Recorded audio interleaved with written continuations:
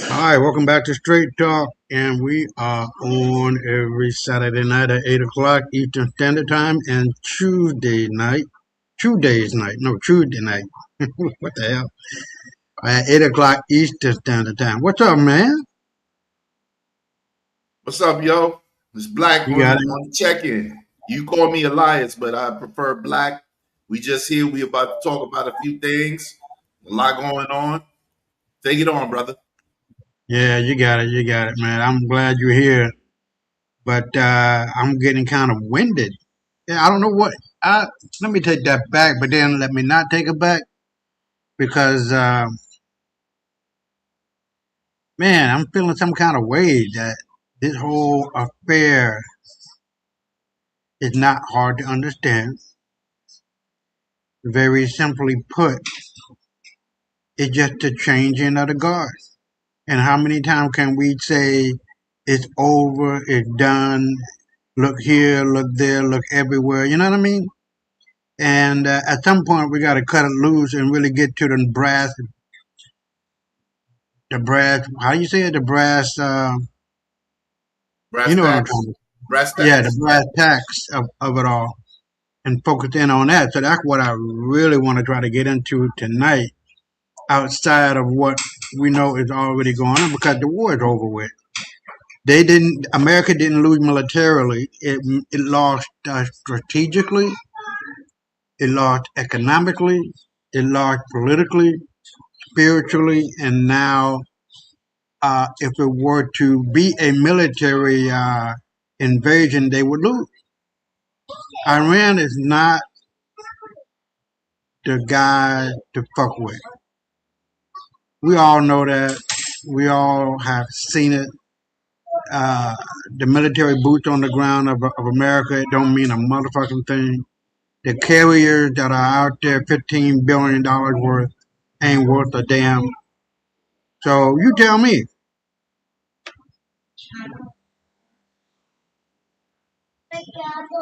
Tell you what. that this whole affair it ain't even worth the trouble that America is putting itself in, and the carriers and the boots on the ground, it's a lost cause. And Iran is the one. You don't fuck with Iran. You know what I mean? They done put in a lot of work to get to where they are. They thought about it. They prepared, and now they just said, "We're waiting on you." Your analysis of that. Um, like I've been telling you for quite some time, brother, since 2016, since Trump became president the first time, this has all been nothing but a great big psychological operation, what they call a psyop. If you into this kind of stuff, the Right. geopolitical game has changed. The landscape is totally different. Like Afghanistan, Iran, like you said a minute ago, is the type of country where empires go to die because Right. Right. can't Go you ahead. Go can't ahead. take that straight. And I'm glad you talked about it before the war popped off Right. because you talking about it, give yourself a pat on the shoulder, my brother, and get an extra hug from your lady super tight tonight. Right. Because once you go into those areas, you're just gonna, even the generals and the military is fighting because that always been a place that you can't take just like that. Right. You can't take it. You know what I'm saying? It'll be a suicide mission, and that's what the fight behind the scenes is all about. And Trump is letting it play out because I believe the fake Trumps are the ones coming during this war to the point where even the militaries in what they call it when mutiny. You know, Right. everybody's saying get the fuck out of here with this shit, man. We not going in there. We already know anybody you send in there is gonna die. Right. And Right. if they Right. don't die, they're gonna be maimed. Right. And Iran got 90 million people, and most of them are about their country because it's even though it's not a third world country, it's a second world country. It's not. It's in the middle somewhere. Most of the people there, if you ever notice, you don't hear about homelessness and drug epidemics in that country. Right. Because Right. their Sharia law is probably like moderate as opposed to radical. Like Right. okay, you stole a penny, so we're gonna cut your left hand off. So with that said, brother, this has been over. Like I said, it's political geopolitics. I call it political geopolitical game theory right now at this point. Right. And it Right. needs to play out. Uh, That's all we're doing right now. I've been right. seeing to finish real quick lately on Facebook and maybe other social media posts. It's everybody saying that the EBS is closed, and you know what the EBS is? That's the emergency broadcasting system. Right. Where the president said the storm is upon us, and that's when everything is just slated for a takeover. So with that said, I give it back to you, my brother. Okay. So, just to piggyback on that, the there was an interesting meme that was done with it was like split in two. They had Iran and the United States. They put the United States in the box of a drunk, Pete Hegseth, the president, fucking dumbass, uh, the first lady, a hoe. Yeah, just all negative bullshit. And then you get into, man, we got a storm coming. It's already, man, damn. Then you get into the Iran side. Do you know? You know, 90% of the people got PhDs and masters and shit. Case closed. There's no comparison between America and Iran, France and Iran, Australia and Iran, Canada and Iran. It just don't make no damn sense that these brown skinned folks are getting all the heat and these pale skinned motherfuckers are getting all the credit. It just don't it just don't make no damn sense. You know what I mean? So I rock with you with that one, man. So uh, hold on, let me bring this up right quick. You want to put this on the share screen. So yeah, man. With all that being said, I think we're at the fork in the road. We're either gonna go right or we're gonna go left because there's no up or down. And either way we go is for the greater good of the global south because it is just a situation where you can't help but to. If the lights go out and everything, you know what happened, man, because this thing's getting worse. There's a lot of rain, but so um, uh, we have to be careful as the development come in and the facts come in, not the feelings, not the emotions, and all of that, as to what we can do individually and collectively. Because if we don't start thinking, then we'll be at an impasse where we don't do anything, and then the opportunities that's going to be coming from the changing of the guard from this white boy to the black man is going to be for not for a lot of people when it could have been for a lot of people. You feel what I'm saying? So I just wanted to make that plain and put that on the table. So as we go, we can think about that because man, it just the petrol yuan. People just don't be thinking and about the importance of that. This has been going on for the last 80 years, I think, or somewhere around there. The petrodollar, and this is the reason why white folks have been able to stay on top, along with the agency that they've been using, whether it's what do they call that? Bank of International Settlement, uh, Monetary Fund, International Monetary Fund. The whole nine. The whole scheme Yeah, is the a whole the setup. IMF, all those funding projects that basically are controlled by the British and the United States, and by Right, and they've been by proxy Israel. you're right, and they've been using that as a proxy to demolish countries that are considered third world that could have been first world economies, but they kept crashing and building, crashing and building because they had the power and the owners to do it. So now that has stopped, that has gone by the wayside. Then it is now incumbent upon not only us as a people, but the global south, because we don't have to have military bases all over the motherfucking world. I mean, But we have but our own. what is Yeah, go ahead. causing this situation to happen? Just Oh, one word.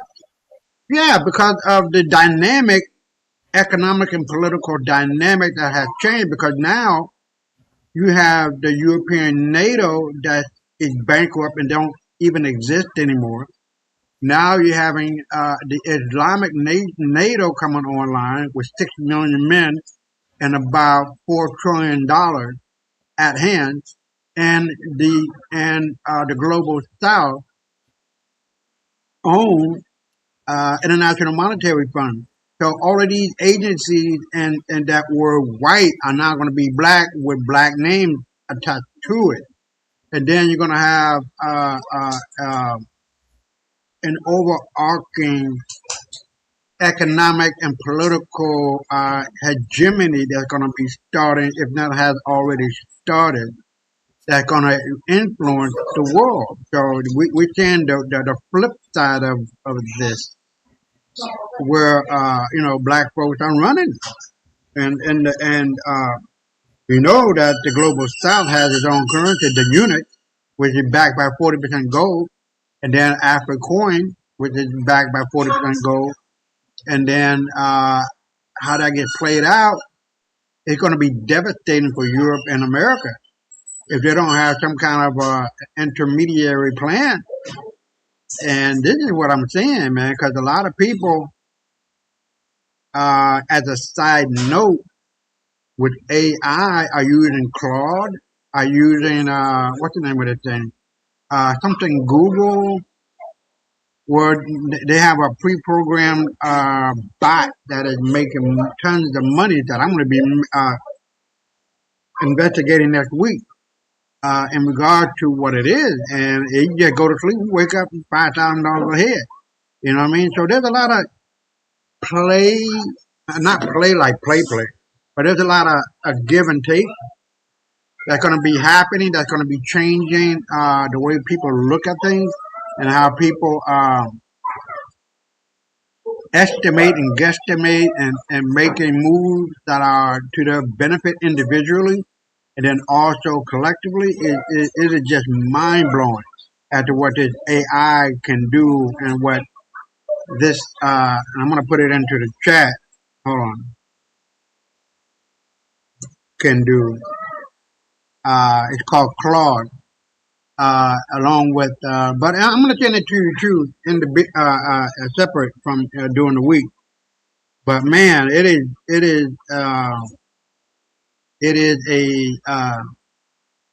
the environment is shifting. I mean, you can just feel it. You feel me? Without going into detail about it, because it's kind of hard. Let me take that back. It's not hard to describe, but it's a challenge if you don't know about Claude and about the Google thing.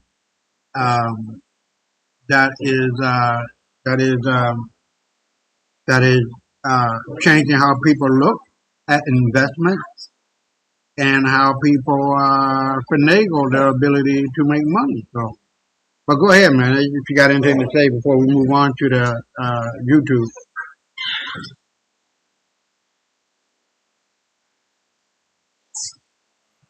The word I was looking for you to say was the BRICS, because that Oh is, yeah, yeah. I mean, you said it without saying it, but you right. know, uh, the BRICS, and all.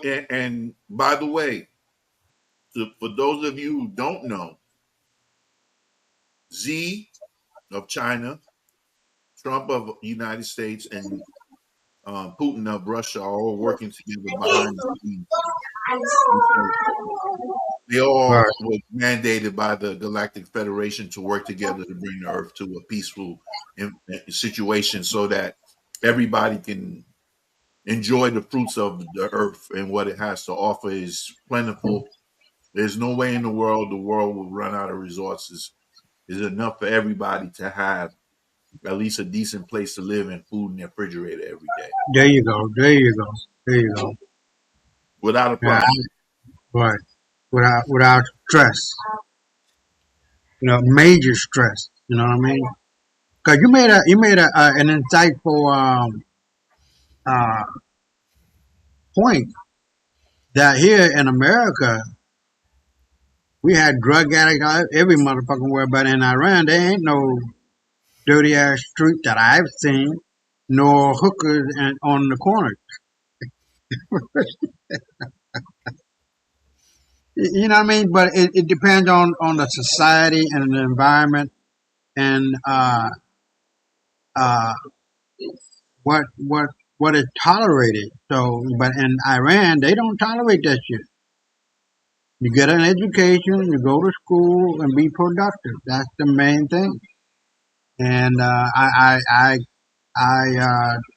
take my hat off for that one. I mean, I don't think I can finagle myself and fit myself into that Islamic lifestyle. You know what I mean? But I thumbs up, nigga. You feel me? So hey, it's gonna be what it's gonna be. Just But like how Gaddafi had it in Libya before he passed. oh yeah, Hey, oh yeah, oh yeah, some people yeah. get at 18, you get an acre of land, a house, your college education is free. And if you want to go abroad to the Right, States, UK, to France, wherever, and right, study, your education is paid for. So when you come back, you don't have no debt. You have land, and you can start building now. And who don't want to right. build in their own country? And how did they fuck that up? I just don't get it. Ask Obama and Hillary. No, no, hold up on that. Huh? Yeah, yeah, yeah. Hillary and Obama. Yeah, man, that was some hellified. That was the setup for all the citizens. They just didn't appreciate the man. You know what I mean? Hey, before you go into a video, brother Isaiah, let me ask you. Let me tell you something. I am convinced that the war between United States, Israel, and Iran right now is phony, because you don't hear no stories about refugees leaving Iran to go into Iraq or any neighboring country. I put out an article a few days ago. If you can put it in the chat for me, I'd appreciate it. Yeah, yeah, Uh, yeah. Hold on, let me send it to you, and then you can send it to the people. Give me 1 second. Let me Okay. put, All right. and then. But with that said, what I'm saying is the name of it is "Fleeing Israel." Where is it? In a rush. Hold on, Okay. as All we right. speak. And when I put that on Twitter, which is now called X, they suspended my account automatically. No review, no, you know, chilling period or any of that. So I no longer have an X account. Now I really don't Wow. care. Really? When did that Yeah, happen? the few days ago, I just put it in the Wow. studio chat. So if Okay. you want, you put that in the chat later. for the public Right. later, and they can take a look at it and see where we're coming from. But I'm convinced that Oh, the I job put it right back. now, the Right. job right now is to destroy Israel because we know that the doctrine of discovery was rescinded in 2023, if I'm not mistaken, or 22, Right. a few years back. Right. So every native person has to get their land back because all those contracts are being voided, brother. Right. Right. There you go. There you go. And from what I've understood, in America, all of the treaties that were broken cannot be broken. They have to be honored. So that has to be, uh, put it back into effect. So the whole Right. thing is coming down. I mean, like you said, it's a fraudulent system that is predicated on a narrative that is fake. And no haga ese ven para acá y siéntate en vez de muñequito lo que tú vas a hacer. Vámonos. So, two man, look, I kind of avoid talking about it because there's too much information and facts and truth behind it. But a lot of people don't know that Hitler was a black guy. They'll look at you like you don't lost your damn mind. Well, look at the picture. Well, look at the Jews, nigga. You think that the Jews were white? They were black. Listen, You think that? You think the that? Yeah, go ahead. I'm sorry. no. I don't want to cut you off because that's important what you're about to say. No, I was gonna say you think about Queen Elizabeth, or Queen uh, Ferdinand, Ferdinand and Queen Isabella were white. They weren't white. They were black. So with all of this, along with King James and his sons and grandsons Charles and George, they were all black people. So why not Hitler can be black, and not just to say that he's black, but I got proof. But it's hard for people to fathom that, you know what I mean, and then try to make that jump. Cause like you say, we are in a or living in a narrative that has been tailor cut for the greater amount of people who just go with the flow. They don't be questioning anything.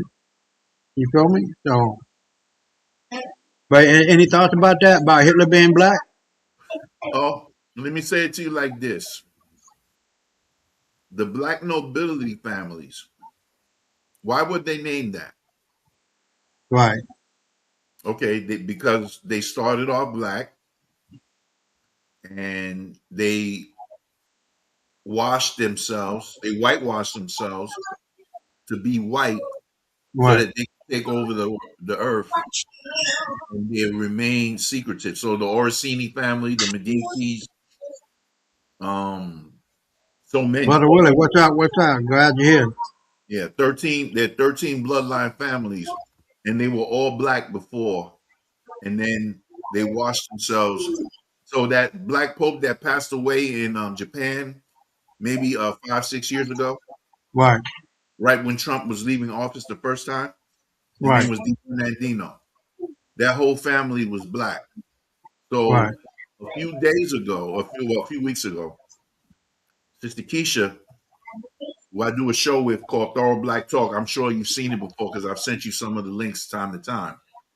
Um, Showed a family, Diana Ross's family, and how some of her kids, well, some of her offspring, she's 80 years old now.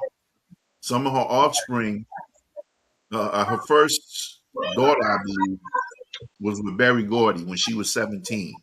That child is totally black. Then she right, started dating white billionaires. right, And then she had Tracy Ellis Ross with a white man, and then maybe a few others. And the end of her family looks pure white. And Diana Ross is not a light skinned woman. right, right, So, but her grandchildren and her great, I think she has one or two. They look like straight white people. right, right, So what I'm saying is, for people who find it hard to believe that these families that I'm talking about in the black nobility were once black, like me and you, dark skin, not, Right, in right, any way right, brown, or, you look right, half white or something like that. It takes only a few generations to do that.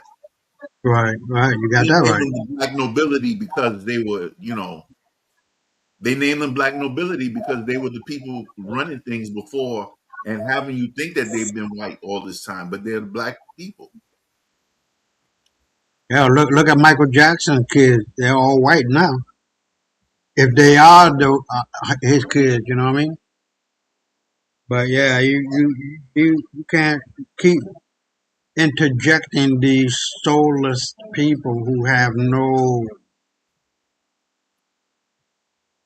Hmm. no nothing into your bloodline because they are just ugh. You feel me? It ain't no. I was thinking about that the other day. It's like, what were our ancestors in Egypt and Greece and Rome thinking when they were killing them and getting them out? They just knew they were dirty, nasty, and stinking. That they're not worth a damn. You feel me? And so when you get into the 1492, that even though I was a black on black crime, the white, so I hate saying white, but the pale skin came later.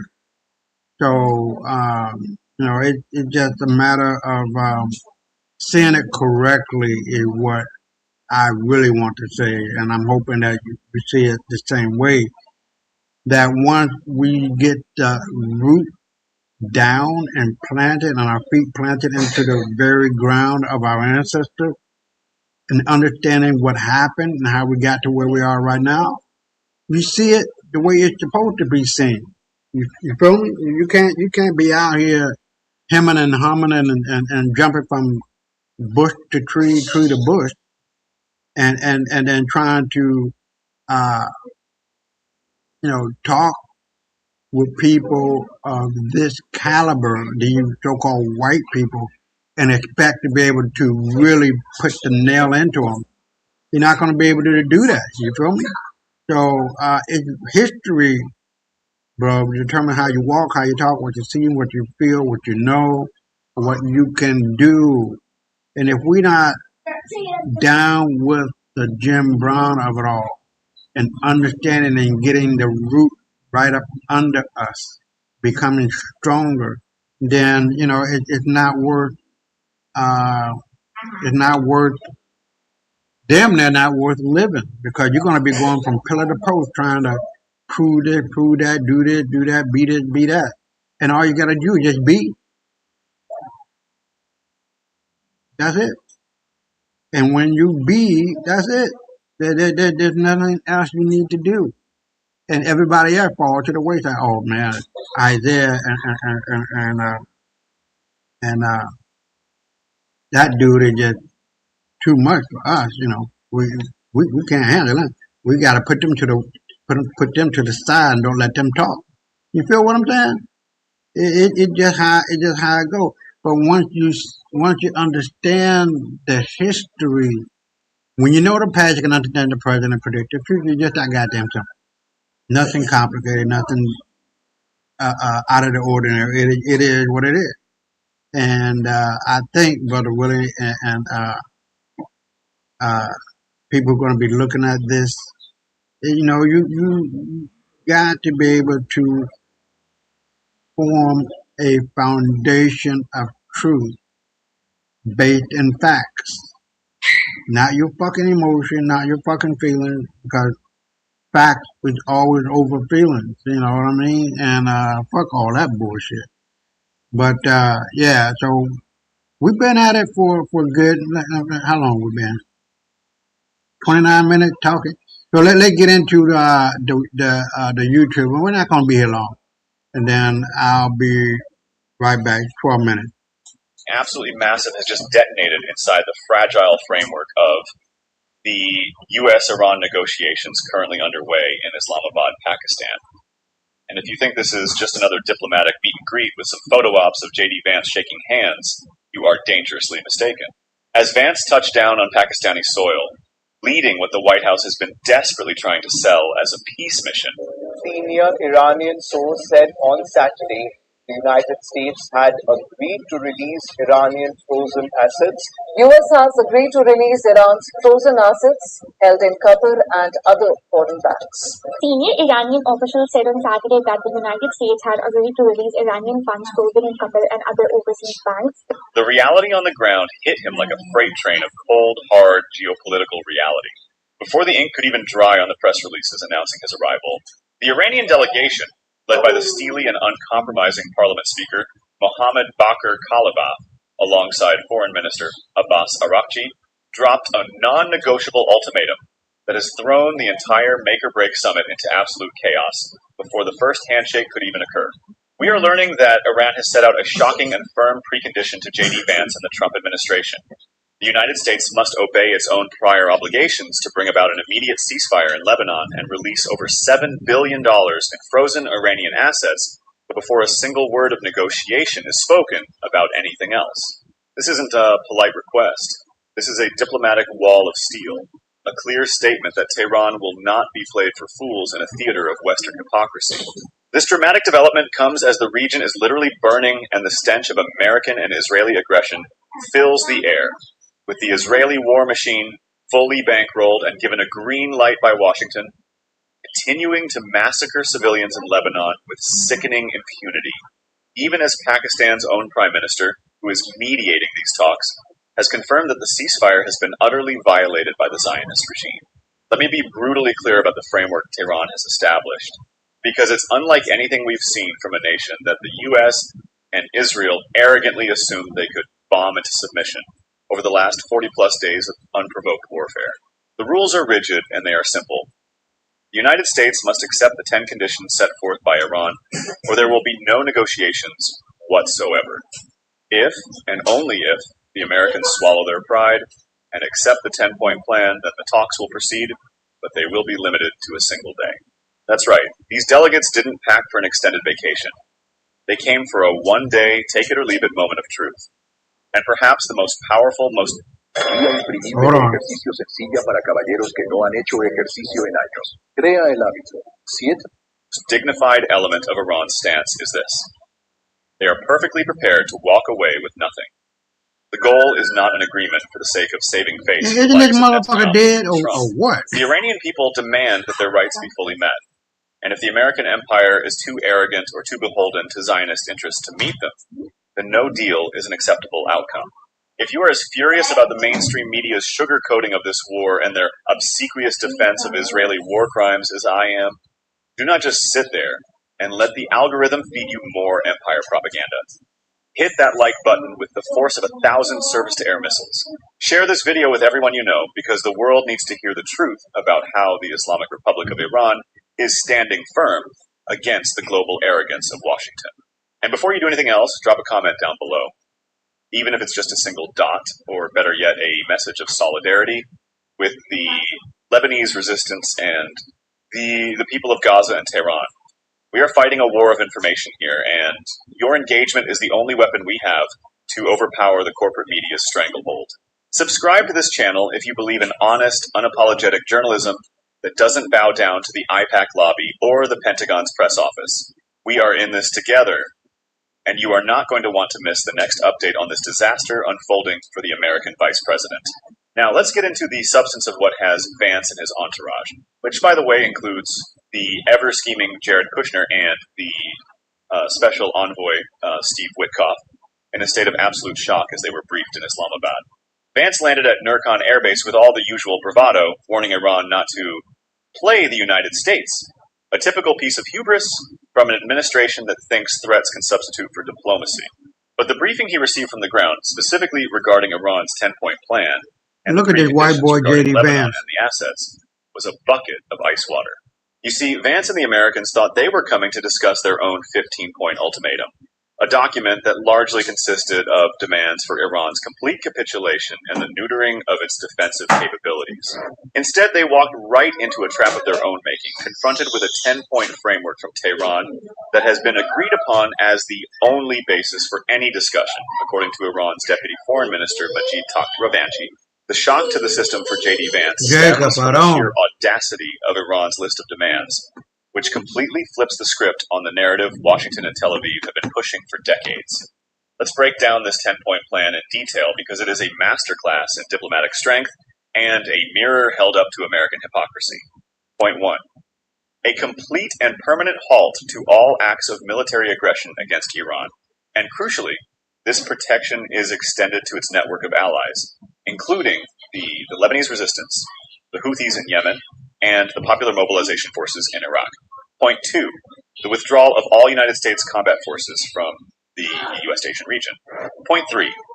Explicit American recognition of Iran's inalienable right to enrich uranium on its own soil for peaceful purposes, a right enshrined in the Non-Proliferation Treaty that the West loves to weaponize. Point 4 and 5. The lifting of all primary and secondary sanctions that have been used as a weapon of economic war to starve the Iranian people. Point 6 and 7, the termination of all UN Security Council resolutions and International Atomic Energy Agency resolutions against Iran, effectively wiping the slate clean of the international community's weaponized legal framework. Point 8, a binding U.S. guarantee of non-aggression against Iran. Point 9, the international recognition of Iran's sovereign control over the Strait of Hormuz, including the right to manage passage in coordination with its armed forces. And point 10, full reparations and compensation for the immense loss of life and infrastructure caused by the U.S. and Israeli war machine. That's at least This $4 is not a trillion. negotiation in the Western sense. This is a bill for damages being presented to the arsonists who started the fire. And as if the 10-point plan wasn't enough to make the American delegation choke on their coffee, we must return to the two immediate, non-negotiable preconditions that have thrown the entire schedule into disarray.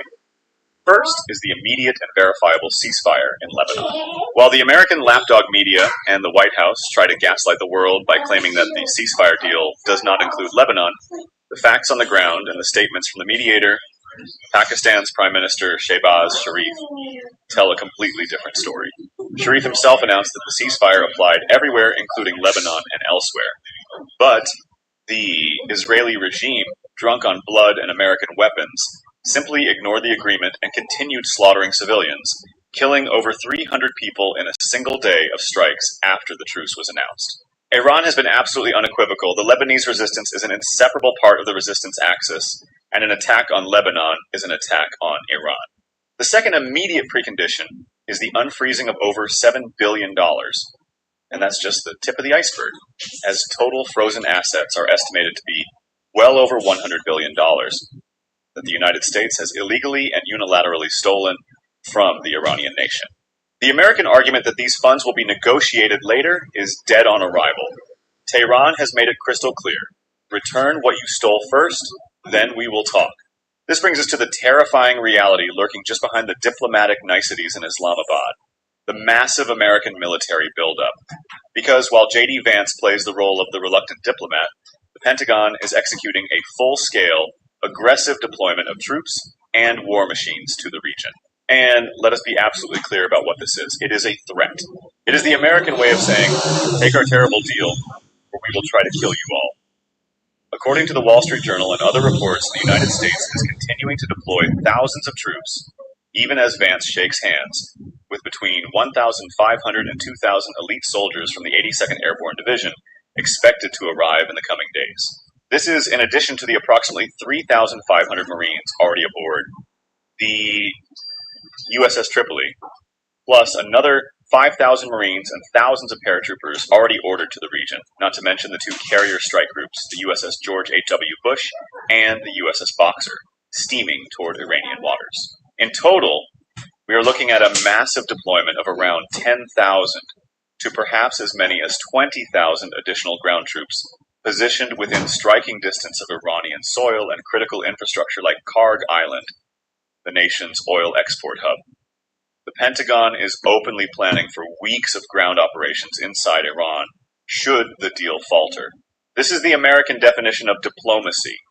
a gun pointed at your head while they ask you to smile for the cameras. So, where does this leave us? Based on the posture of the United States, the rabid appetite for war emanating from the White House, and the unwavering resolve of the Islamic Republic, I can give you a very clear and sober prediction about how this ends.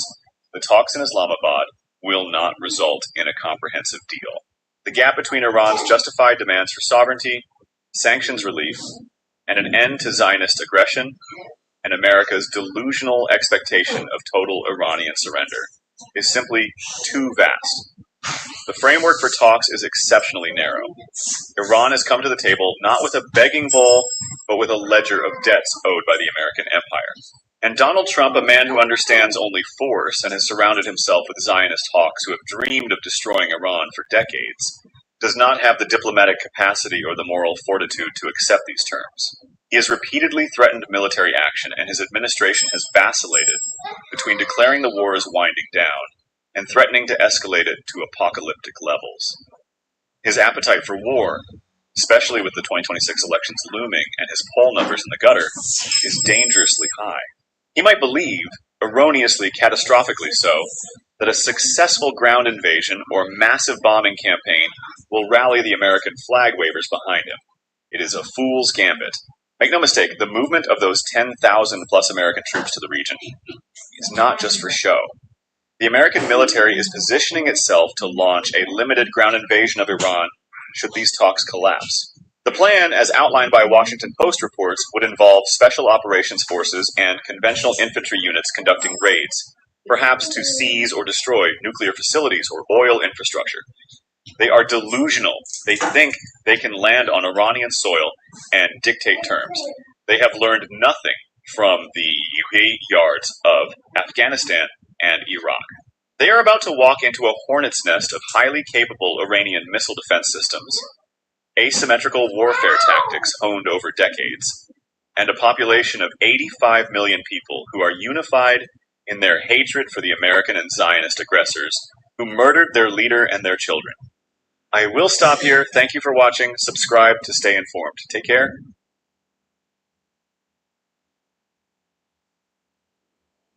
Any thoughts about that, bro? He pretty much reiterated everything we already said. You're not going to be able to take that country, man. Everybody there is pretty much united.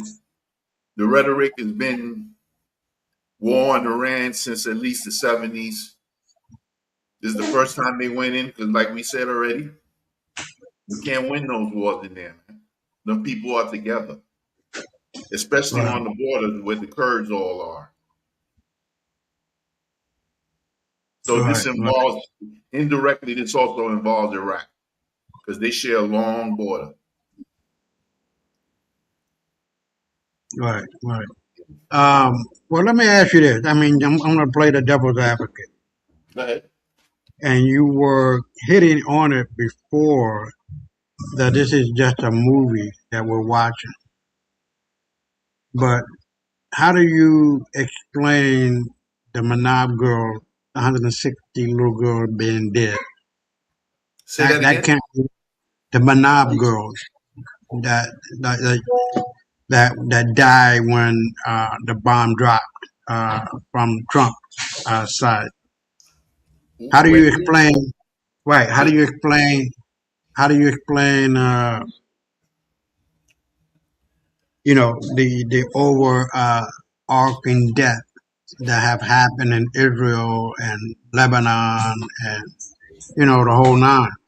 How do you explain that if it's a movie, and why would they put it like a movie? For what reason? Because you said it. I'm going to go back on something you said at the beginning of the show. The Right. changing of the guard cannot be made apparent. Okay. So if you knew the end game today, right now, Right. When I say you, I'm not talking about you specifically. I say Right. people in general.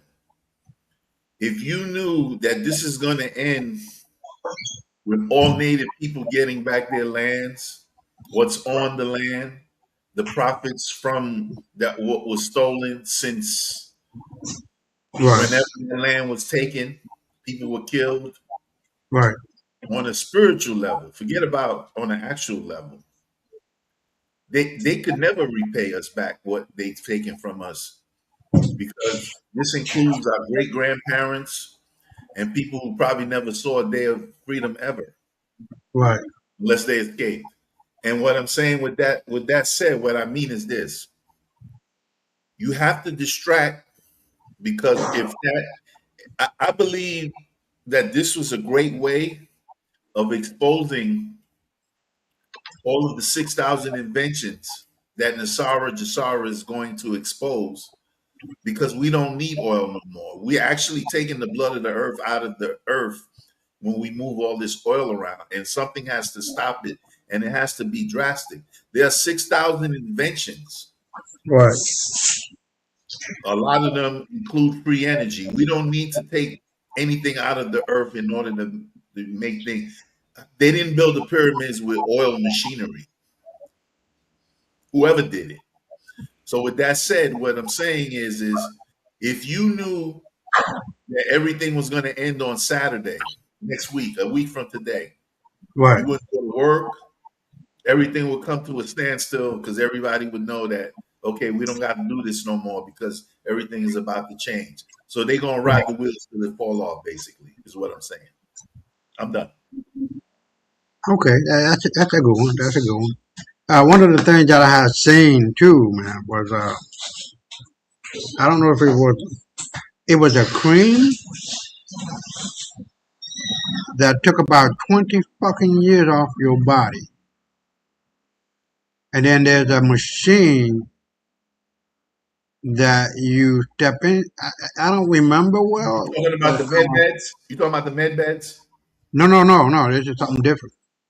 One is a cream, and it just immediately regenerates your skin cells to the point where you look 20 years younger.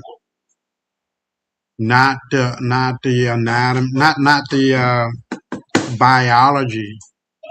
Now the other thing is like a machine, not the med bed, but it not only change you physically, but it change you biologically, where you lose or you take off your body 35 years, you become 35 years younger. And I'm like, well, and I still got that information. I had sent it to my wife, and I'll send it to you. But things that that are out there that people just don't know, like you were just saying, it's gonna come to the forefront. It's just gonna be an amazing uh, event or awareness it would be just mind blowing, man. You know what I mean? And hell, I can't tell you how a computer works. I just sit down, push a button, and that's it. But there are people, technocrats, who are really into doing this, and we just have to take our hats off to them, and then hopefully everything will be like you were saying. There's a changing of the guard, and once that guard changes, all hell in a good way opens up and comes out. So, you got anything else you want to say before we go into the next video? Well, if you can remember, yeah, real quick, I'm not going to be long. Okay. If you can remember, I've always told you that Trump's mandate is from the Galactic Federation. He is the representative of that changing of the guard. So yeah, you know what? I don't want to cut you off, but I saw Trump saying he's the president of the Galactic Force. I mean, nigga, you lost your damn mind. Of the Galactic what now?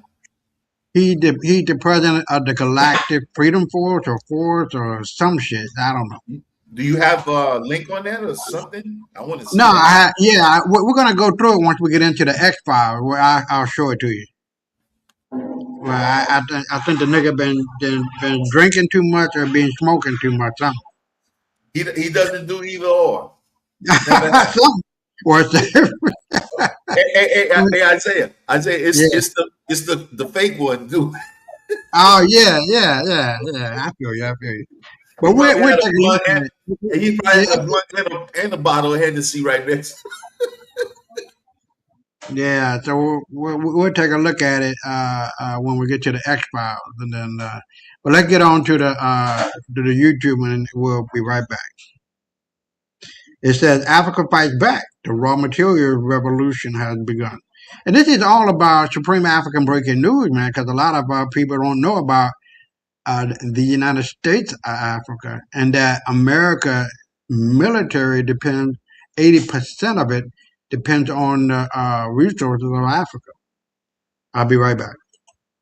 Countries extract, countries ship, and somewhere else, Switzerland, Belgium, Germany, China, the real money is made. Raw materials leave Africa for almost nothing. Finished products come back at 10, 20, 50 times the price.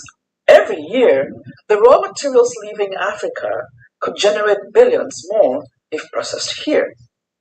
But something is changing, quietly, then loudly, then all at once. Africa is saying, not anymore. Greetings, I'm Dr. Christina Gal. Thank you for being here. If you're new, welcome. Subscribe and share. This is what we call it as it is, where history speaks the truth. Today, countries across Africa are banning raw mineral and commodity exports, insisting that processing happen on African soil before anything leaves. It's bold, it's necessary, and yes, it's complicated. So stay with me, my people, and let's break it down together. So let's start with Malawi, one of the poorest countries in the world, where mining contributes less than 1% of GDP. Yet it holds copious amounts of uranium, rare earths, niobium, rutile, which are used in phones, aircraft, sunscreen even, and graphite, which is key for EV batteries. Every year, Malawi exports these minerals raw, capturing minimal value. The World Bank projects that Malawi could generate $30 billion from mineral exports alone between 2026 and 2040, which is more than twice the country's entire annual economic output from just the minerals. Now, that figure assumes largely raw materials. So if Malawi captures the processing, the real number is higher, much higher, through the roof higher. Men don't doom scroll, Hold on. masturbate, drink, and smoke because they're lazy. They do it because their overstimulated brain is. The Kayelekera uranium mine restarted in August 2025. China has committed $12 billion in mining and infrastructure, roughly equal to the country's annual output. The world isn't just watching, it's moving in. So, what did Malawi do? Well, in October 2025, it banned raw mineral exports. The logic is correct and simple. Export raw, you capture almost no value. Process first, you get jobs, revenue, dignity, and a future for your people. But my people, here is the twist.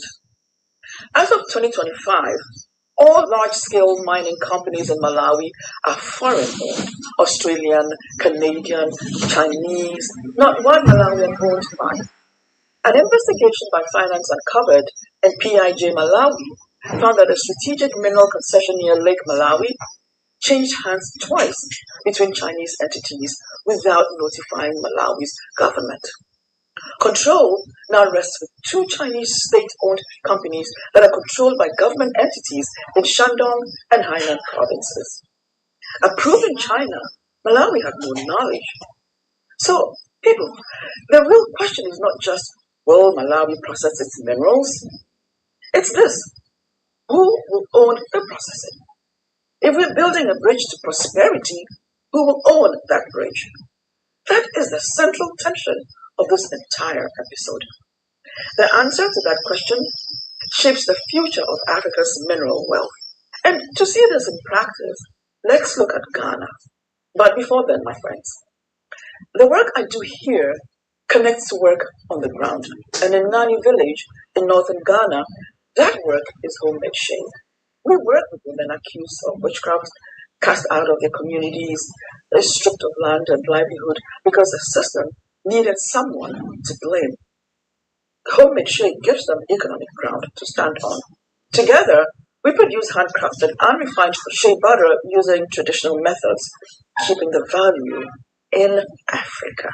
The link is in the description. We're proving that value doesn't have to leave Africa.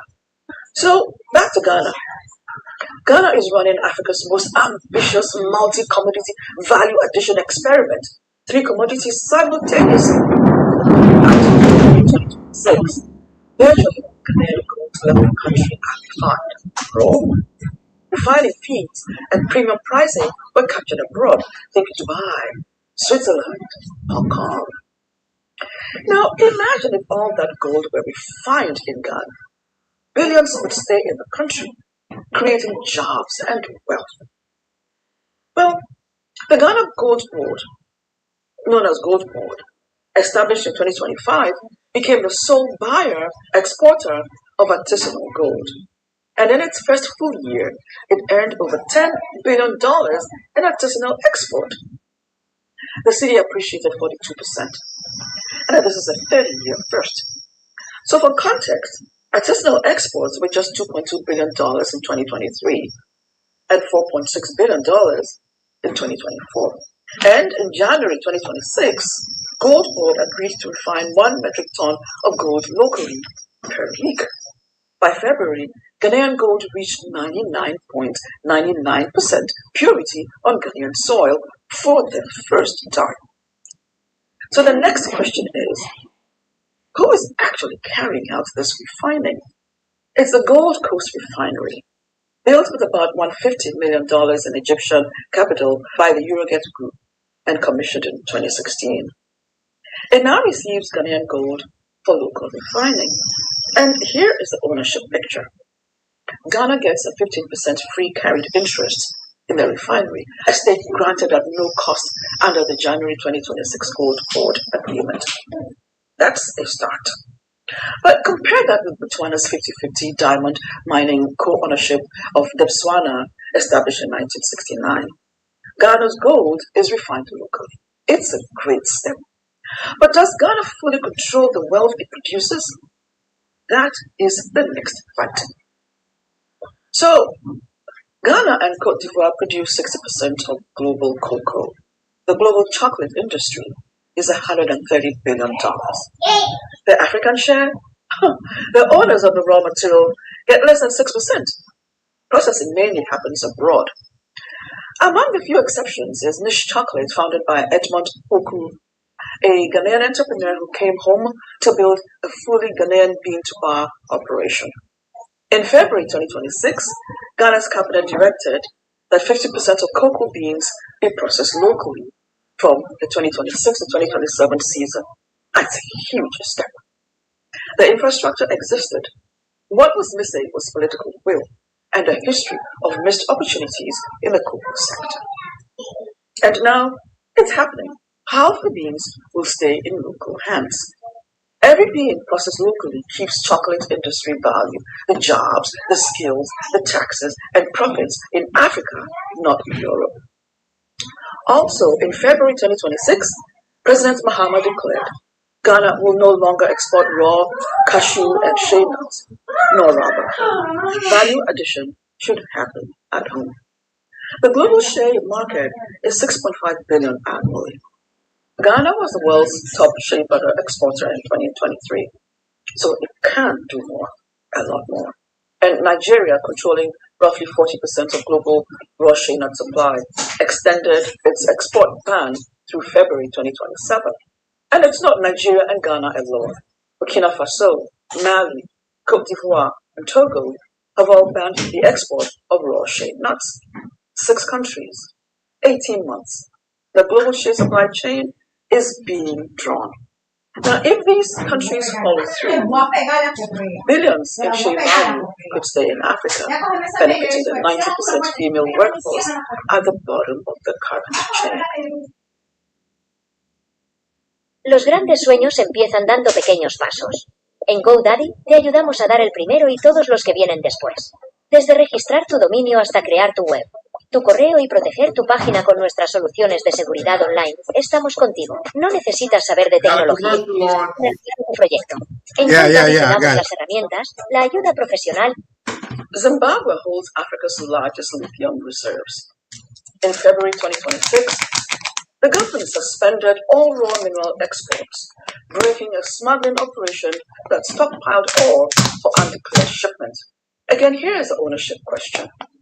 The processing plants are Chinese-owned. 5 Chinese firms, including Huayu Gold, which invested over $1.4 billion in Zimbabwe's lithium sector. Jobs exist, taxes are paid, but ownership and control remain foreign. The revenue picture is sobering. Zimbabwe earned roughly $514 million in spodumene export revenues in 2024, a fraction of what processed lithium would fetch on global markets. So, you see, the factory moved. The ownership architecture did not. Now, this is not a reason to stop. It is a reason to know what the next battle is. So, here is a look at the continental picture. Since 2023, at least 13 African countries have enacted raw export bans or restrictions. Namibia, Tanzania, and the DRC on cobalt. Nigeria on shale nuts. Botswana signed a landmark renegotiation of its diamond deal with De Beers in February 2025. Guinea is revoking over 200 mining licenses. Gabon has announced a ban on raw manganese exports. In the Sahel, Mali, Burkina Faso, Niger, they have been more radical. Nationalization, mine seizures, license revocations. Mali confiscated gold from Barrick. Niger took back a French uranium mine. This is a whole other episode, but the direction is the same. The African Union launched an African Green Minerals Strategy. The energy transition gives Africa unprecedented leverage. And Africa is beginning to act like it knows that. The potential billions lost to Africa each year could finally stay at home if the next steps are done right. So here are some pertinent issues. 1. Who finances processing and who owns it? 2. Processing is capital intensive, tech heavy, and energy dependent. Most financiers are foreign, Chinese state banks, Gulf sovereign funds, Western commodity traders. 3. If foreign companies own processing, Africa just moves exploitation upstream. Extraction relocates. Governments get some taxes, jobs, but ownership remains foreign, and the power and the value accompanying that are lost. Perhaps the way forward is hard bargaining. Botswana has renegotiated to take 50% production over 10 years. Ghana holds 15% refinery equity. A start, but with more ground to take. Mali mandates 35% of state ownership. These are real, meaningful steps. But support for African entrepreneurs to actually own processing realities, the financing, the technical assistance, policy protection, they remain thin. My people, if African countries cannot generate the capital domestically, and most cannot, not at the scale required, foreign financing will come in. That much is clear. The question is the terms. The devil is in those contracts. And that depends on something harder to legislate than a ban. It calls for astuteness, integrity, and courage of public officials sitting across the table. The ban is round 1. Ownership is round 2. The fight is just beginning. And it's about who controls Africa's wealth. So my people, the export bans are historic and correct. For 100+ years, Africa has provided raw materials and value is created elsewhere and wealth accumulates elsewhere. Now, transformation is happening. Jobs, revenue, value, all in Africa. Revolutions are messy. But a revolution with eyes open is powerful. Moving the factory to African soil, well, making it African owned is the ultimate win. My people, thank you for watching. What do you think Africa's next battle should be? Ownership or infrastructure? Do keep sharing and commenting. Until the next time. Any thoughts, bro? Like, okay, we're gonna go back again because I think we're gonna continuously keep repeating ourselves. Yeah, I was hoping you're going to say that because Yeah, the more we do this, the more it just regurgitates what we've been talking about, and the number of people dead, number of ships destroyed. I mean, you know what I mean? So it got to be a better outcome of what we want to focus in on that will really allow people to accentuate to a higher level. Because we get used to the figures and the numbers and the death, but there's something else outside of that, and this is what we're talking about tonight, right? Like with the cloth and with the AI and how people are the whole world changing from what it used to be. Because I remember when I was getting the Wall Street Journal, and I wanted to find by the end of the year they will come out with all of the stocks on all of the three exchanges, New York Stock Exchange, over the counter, and American Exchange. All of the stocks that went down 90%. And then, I would take a look at, and just go through them. It was worth it. But now I can go through and find companies that are on the verge of coming back or new to the game. You feel what I'm saying? So now that doesn't even exist anymore. So what needs to be done, or perhaps it has been done, I just don't know about it, is the way in which people are starting to make money, and these young cats, man, that are coming up, they're making and starting businesses that has a market cap of $2, $3, $4, $5, $6 billion. So it's just a whole nother angle of looking at it outside of what is going on and what could happen, as far as like, well, we're gonna have a nuclear war and all this, and everybody gonna die. What's the point? No, not gonna be like that. You feel me? So, but go ahead. I digress. no, well, going back to what you were saying a minute ago, insofar as the what the question that the lady asked before she got off was, should Africa develop infrastructure or make the profit off of the raw products? Right. And when everything evens out,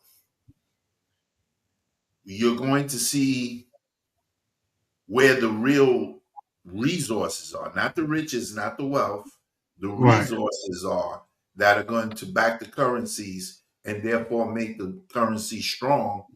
And Right. see these European countries. This is why they killed Gaddafi. Right. Because he said we can build our own African economy based on what's in the land, not even in the factories or in the refineries. Right. What's Right. in the Right. land, it was going to destroy every Western currency out there Right. and put Right. Africa on top where it should be. And so now this is what's happening. And because of all the things that we discussed at the beginning of the show is being disguised, because Right. that's what's really happening behind the scenes. So I Right. get Okay. Well, I know you got to go by 9:30. I just want to try to get through as many of I'm these gonna be here for a little videos. while longer. Just a little while longer. She can show the next video. Okay. Well, hold on. Let's go into the next video. What banks are quietly doing with your money. You have exactly 90 days before the rules protecting your hard-earned money at the bank change forever. While most people were sleeping last Wednesday, the people in charge of your bank's safety held a quiet vote. They decided that you can handle more risk, and they didn't even ask for your permission. Did you know for every $100 that the government promises to protect, They only have to have $1.17 set aside. Yeah, $1.17. That was the safety net before they voted to make it even smaller. Today, I am pulling back the curtains on the 4 layers of exposure sitting on top of your checking account, your 401k, and the deed to your house. If you have a checking account in the United States right now, you need to watch this video. Let's go. Noel. Yeah, she can fix that. You gotta get it done, no, you need to do it better. Well, she can fix that. Yeah, she can fix that. Investment to give back, trying to get a big stack. She can fix that. Let's fix that. Layer number 1 is the most shocking. Your money is not there. In March of 2020, the Federal Reserve reduced the reserve requirement for banks to 0. That means your bank is not legally required to keep a single dollar of your deposit on hand. Think of it as a car garage that rents your car out on Uber while you sleep. Layer 2 is even worse. In 2008, we had bailouts. Now we have bail-ins. Under the Dodd-Frank Act, if a major bank fails, they don't use taxpayer money. They rescue themselves using your deposit in bond holding. When you deposit cash in a bank, you are legally now an unsecured creditor. You gave them cash, they gave you a receipt, but they did not give you a guarantee. Layer 3, Wall Street is first in line. I know you might be thinking, but Noel, I have a checking account that's FDIC insured. Well, the FDIC holds about $129 billion, but they insure over $10 trillion in deposits. That is $1.17 for every $100. But here is layer 3. Wall Street gets paid first. Wall Street gets paid before you do. Under current laws, derivative contracts, the massive bets banks make on Wall Street legally get special treatment. For example, JP Morgan alone holds roughly $58 trillion in derivatives. You are standing in a line you didn't even know existed behind $200 trillion in Wall Street side bets. This isn't a theory. It happened in Cyprus in 2013, where depositors lost nearly 50% of their money overnight. Now, let's get to the breaking news. On March 19th, 2026, regulators voted on Basel III. After the 2008 crash, banks were required to keep a cash cushion to protect you. Well, on that fateful Wednesday, they rewrote the deal. The new rules allow the biggest banks in America to hold less cash as a cushion. Why would they do this now? Even the smart money is running. Warren Buffett spent his final year as CEO at Berkshire Hathaway selling 465 million shares of Bank of America. He walked away with $300 billion in cash. That's not a retirement. That's clearing the building. When the fire department starts moving their trucks to the next block, you should probably check your smoke detector. Here's the deal. I am not here to scare you. I'm here to prepare you. You have a 90-day comment period that is open right now at regulations.gov. Let me tell you your 3 mogul moves. Number 1, know your number. Go to FDIC.gov right now and use the ED calculator. Ensure that you don't have more than $250,000 in a single bank. If you do, spread it out. Number 2, diversify your cash. Stop assuming the bank is the only safe place. Consider short-term treasuries backed by the full faith of the U.S. government. Consider real estate. Consider businesses, stocks. Again, diversify your cash and borrow funds. Again, borrow funds in your business's name is actually a hedge to eliminate risk for you. It's their money, not yours, that you saved up. And number 3, speak up. I have put in the description box a quick little blurb of what you can say and where you can say it to make sure that your voice is heard.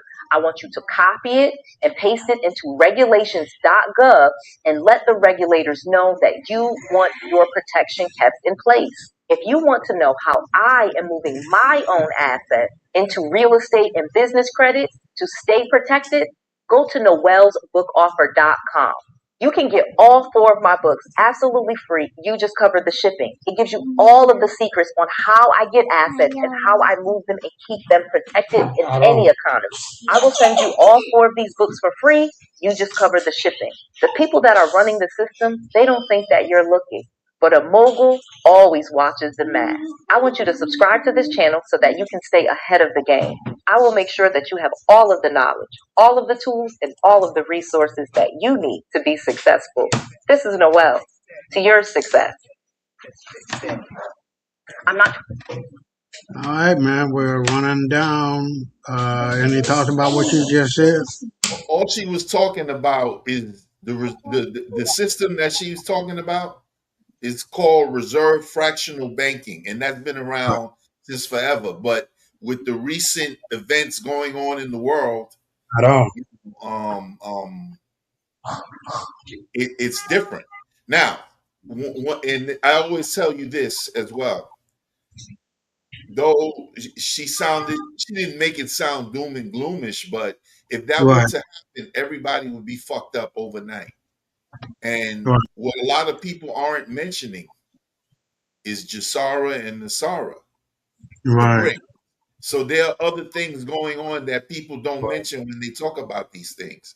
And this is why I said a little while ago, earlier in this very show, that the U.S., Russia, and China are all working hand, and by proxy, Iran. Right. When you say Iran, you're saying Russia and you're saying China. That's the majority of the deals they all have together. Right. I don't believe that Iran is in the process of being destroyed. If they are destroying their military, it's with the intention to make it like a Japan, where we're going to protect them until they can build it back up. Right. Okay, so with that said, what I'm saying, going back to the banking now, with the banking situation, we know that when it's all settled, the way they saying it's supposed to be, the dinar is what everything is going to be based off of as the world currency. Remember, there was talks years ago of when the Iraqi dinar revalues is going to be the default reserve currency. Right. I'm sure you've heard of those things because you talk about money a lot. So with that said, that's what's going to happen. Everybody's going to be sovereign again, and countries are going to have their own sovereignty, their own central banks, not owned by the Rothschilds and all these other, bloodline idiots, but the countries running their show based on what they have in their ground. So that you'll be your own bank. Pretty much. Right. And then they're going to base that on the quantum financial system where the servers are in space. Right. So it can't be hacked. Right. I don't worry about when people talk about stuff like that. We got to talk about the flip side of that. And that's what a lot of the bullshit is covering, so that you don't hear about those things. You hear these things. Right. I can go along with that, because to attract people to her channel, she needs to try to scare people. You know what I mean? Not to say that she is, but that's the first time I ever heard of her. And but she was on point. But the last thing was that the bank still certify your account up to $250,000. Now, whether that changes or not remains to be seen. You know what I mean? For those people out there who don't know, this is just advice. This is not a mandate or I don't believe all that is going to happen anyway, where people lose their money and stuff like that. All of the world banks are integrated. So, once the economy gets to a point where everybody has something, I'm not talking about everybody's going to be rich and driving Bentleys and Phantoms. And I'm not talking about everybody going to be broke, homeless and barefooted. But when everybody has something, why would you make one country poor or leave them poor and everybody else is rich. All of the poor countries they talk about, especially in Africa and for the major part of South America and South Asia, all those poor countries have, for the most part, have resources. So how are these people poor? Especially when you export it. Right. And then you bring it back to the country, like the African lady said, the one before this one, 50 times the price. Right.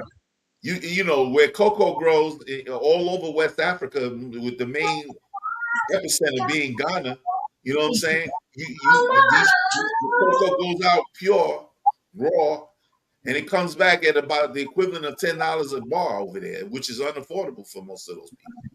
Right. They got it there. Don't get it twisted. They don't mean they don't have it there. Most of the poor people can't afford that stuff. Right. So now times that into the thousands with bauxite, uranium, coltan, blah, blah, blah, on and on, copper, whatever you want to say, because it's all there. You know what I'm saying? And we're talking millions and billions of dollars a day, bro. Africa is 2.5 times bigger than the United States. And I wouldn't be surprised if it's trillions of dollars every day. Yeah, okay. I was just being generous, but right. Man, I try to keep my finger on the pulse of work as best as I can. You know what I mean? And it's good to have somebody like you that I can run it by and we can talk about it and try to filter out the bullshit and get to the real shit. You know what I mean? So I really appreciate you being on. But let's go on to the next video, and then we'll begin into the X-Files. We only got 1, 2, 3, 4, 5, 6, 7 of them. Not going to take long. Says U.S. troops flee bases, hide in hotels, Iran, strip Americans, engulf a protective shield. They're not playing. For just $37, you can generate as many videos as you want and never have to worry. Have done what decades of insurgencies and wars never could, crippling key American military bases across the Gulf. According to the Middle East Eye, at least a dozen U.S. military sites across the Gulf region have been so badly damaged by the Iranian strikes that their presence now creates more vulnerabilities than benefits. According to a March 25 report in the New York Times, Iran has forced several American troops to relocate to hotels and office spaces throughout the region. Iran's Islamic Revolutionary Guards Corps had urged citizens to report the new location as it hunted for the dispersed American troops. The Donald Trump administration is yet to acknowledge the extent of the damage sustained due to the Iranian strikes.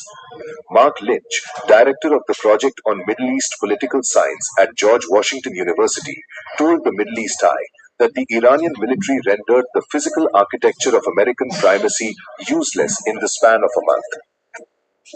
Access to these U.S. military sites, some of which are logistical hubs and not necessarily active bases, is tightly controlled by both the Pentagon and the Gulf states themselves, including Bahrain, Saudi Arabia, the United Arab Emirates, Kuwait, Qatar, and Oman. Altogether, there are 19 disclosed sites run by the U.S. military across the Middle East region, an area that runs from Egypt across to Iraq and from northern Syria down to southern Oman, the Middle East Eye reported. Lynch said that he received pictures from the Naval Support Activity in Bahrain, which houses some 9,000 military. If you understand English but can't speak, this is for you. You know the words. Lynch said, and I quote, "The entire purpose of America's Middle East has come crashing down, and we don't have an alternative way yet of articulating or thinking about what might replace it." Drita Parsi, Executive Vice President, Quincy Institute for Responsible Statecraft, told the website that the last 7 weeks of war made it clear that the Gulf states could no longer fully rely on Washington, D.C. as a security partner. A fragile ceasefire, control over the Strait of Hormuz, and widening arc of influence has fueled the perception that Iran has emerged more powerful across the Gulf. A fragile ceasefire, a widening arc of influence, and control over the world's most critical oil choke point taken together are fueling a growing perception that Iran is emerging from the conflict not just intact, but more powerful across the Gulf than before the war began.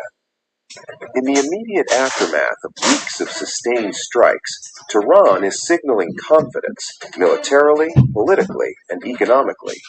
Its leadership has framed the ceasefire as being shaped on its own terms, while continuing to warn of retaliation across multiple fronts, from Lebanon to the Red Sea. But the deeper shift is geographic. Control, or even the ability to intermittently disrupt the Strait of Hormuz, has long been Iran's strongest lever. Now, after repeated missile and drone operations across the Gulf, that leverage appears to have moved from theoretical to operational. According to various assessments emerging after the ceasefire, Iran has effectively demonstrated that it can hold shipping, energy infrastructure, and coastal economies at risk across the region, from the UAE and Kuwait to Saudi Arabia's eastern energy hubs. That changes the equation for Gulf states.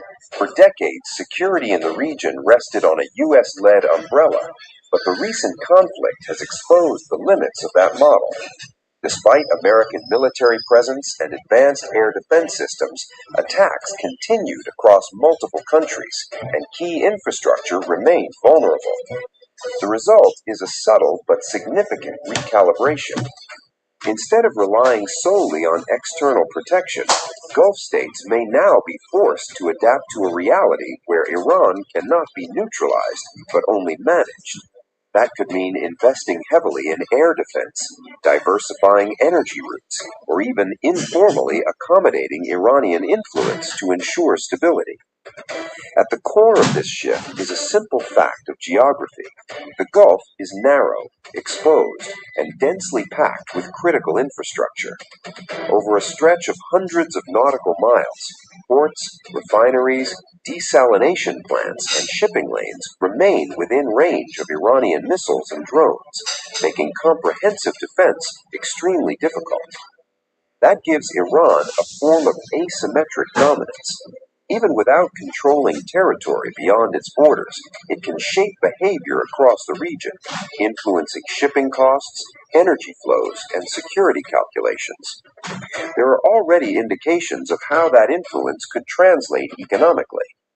If shipping security increasingly depends on avoiding Iranian disruption, the cost of that risk, whether through insurance, rerouting, or informal arrangements, becomes embedded in global energy markets. In effect, Iran gains a form of leverage over one of the world's most vital trade arteries.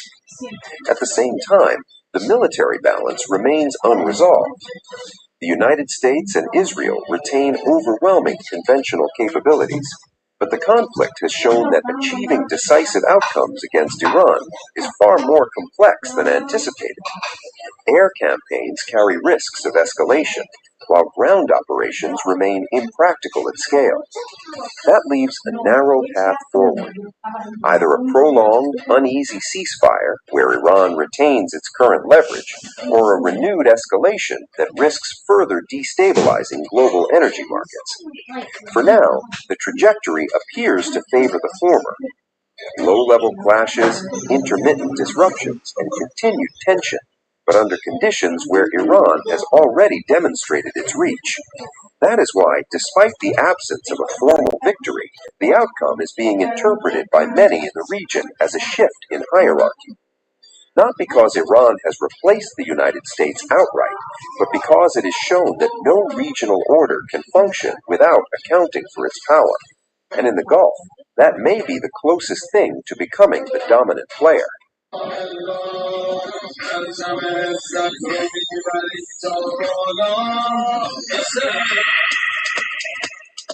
Iran is casting the ceasefire as a calculated triumph, projecting an image of strategic dominance even as the region simmers on the edge of renewed conflict. Beneath the rhetoric of victory, tensions continue to flare across multiple fronts, with senior military commanders warning that the calm may be fleeting and escalation could erupt at any moment. Ismail Qani, the shadowy head of Iran's elite Quds force, hailed allied fighters across the region in fiery terms, celebrating what he portrayed as a decisive, courageous, and heroic stand against the United States and Israel. His remarks cast the confrontation not merely as resistance, but as a defining moment of defiance, one he framed as a powerful show of unity and resolve across Iran's network of regional forces. In a message issued a day after a Pakistan brokered ceasefire was announced, Kahani said resistance forces had delivered regret inducing lessons to what he called the enemies of mankind, framing the outcome of the conflict as a victory shaped by coordinated regional action. The remarks come as Iran seeks to consolidate its position after nearly 6 weeks of sustained hostilities. The conflict began on February 28 with US and Israeli airstrikes targeting Iranian officials and infrastructure. In response, Iran launched repeated missile and drone attacks on Israeli linked sites and US military assets across the region, while allied groups in Lebanon and Yemen opened additional fronts in support. While praising the response so far, the Iranian military commander also issued a direct warning, saying that further actions by Israel in Lebanon would be met with harsh and regret-inducing punishment. He also sharply criticized Israeli Prime Minister Benjamin Netanyahu, accusing him of intensifying attacks to demonstrate greater aggression. The tone suggests that despite the ceasefire, Iran and its allied network remain on a war footing. Notably, despite the ceasefire, Israel has continued to strike Lebanon with 250 plus killed in a single day.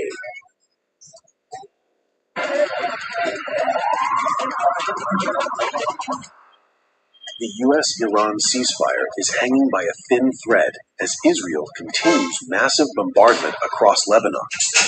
A senior Iranian security official has now warned of a full-scale response at any moment, accusing Israel of violating the fragile and temporary ceasefire. The Iranian official told Press TV that the world has witnessed Israel destabilizing the already tenuous truce reached between the US and Iran.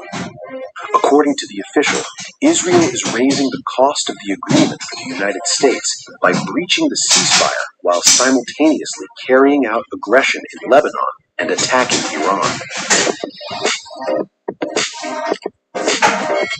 All right, any thoughts about that, bro?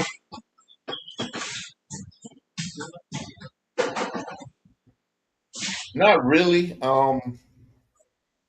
Again, we've been exposed for years now through all the wars to all the AI. They report there was a bombing here. We had the reports a few weeks ago of Trump bombing a school with 150 girls in it.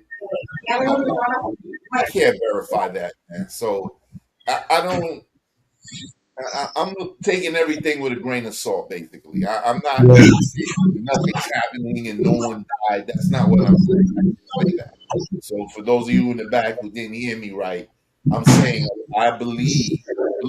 I said believe. So I'm not trying to prove anything here. I believe a lot of this shit is fake, staged, crisis actors, media, and so on and so forth. Because we got to look at it. We got to look at it like this, bro.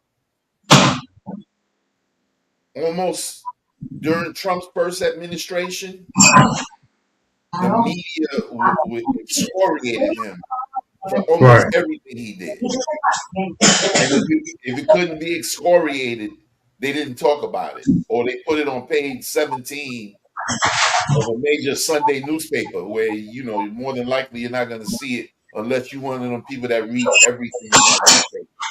So with that said, what I'm saying is, why did that policy with the media change all of a sudden? Where Right. now it's almost like the media with his name is neutral as opposed to always getting on his case. So if everything is changing, then everything around everything is going to change. And we're going to see a lot of different things. And this is what a lot of people, this is why a lot of people are still anti whatever you're anti or pro whatever you're pro, because they Right. think it's the same game being played and the game has changed. And with that, I yield. Okay. Well, to piggyback off of that, I think I am, you are, we are committed to seeing it for what it is, not for what we would like for it to be, or we would like what, how we would see it. What the hell am I saying? How we would like for it to be, appear to be, sound to be. You know what I mean? So I think as long as we are committed to excellence in reporting and bringing the facts out and putting those facts on the table and letting people look at it, digest it, think about it, swallow it, and do whatever they're going to do and take it for what it is, I think we did our job. So now we're going to go into the X file. And the first one is has to do with Israel, the promised land of 48, the promised land of 2030, and the promised land of 2050. Do you believe Netanyahu is dead or what? Well, it's funny that you asked that question because you said the same thing about the Ayatollah when his picture came up a few videos ago. But what Right. it doesn't at this point, bro. It doesn't really matter because if you believe that Trump had the Queen, the Prince, who's now the King, they say, you know, the Pope, and all those eradicated when he went over and he grabbed that sword in Saudi Arabia Right. that only the king can grab. You know, if you believe all that, then if we are to assess it from this point, he would Right. have gotten rid of everybody who's at the point of having to be gotten rid of for everything to change. So Right. and not only that, but years ago, and I'm sure you're going to be familiar with the name I'm about to say, Benjamin Fulford. I sent you his link sometime, and Yeah. I'm sure you're aware of him over the years. He's been doing this longer than me and you both. So, you know, he's somebody that I trust. I take some of his information with a grain of salt, but he's been saying for years now that maybe 5-6 years ago, he was saying we're on the 748 BB by now. So I believe all those people are gone. If they're not dead yet, they're in prison, and you know they're long gone.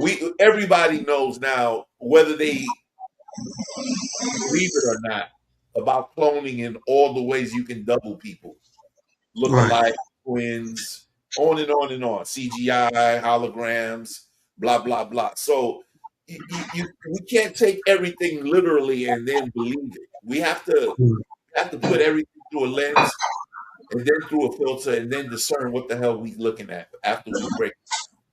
Right. Right. That's my take. Okay. Okay. I was trying to find the one with Trump. Let's see if I can. I'm gonna go after this one, okay? Okay. All right. Cool, man. I appreciate you being here. Hold on. Okay. These are just pictures. We're gonna go pretty quick. You know, it's over for Israel, and more of these need to happen. У него, блядь, уже трясет его, ебаный в рот. More of that need to happen. Why do you do that?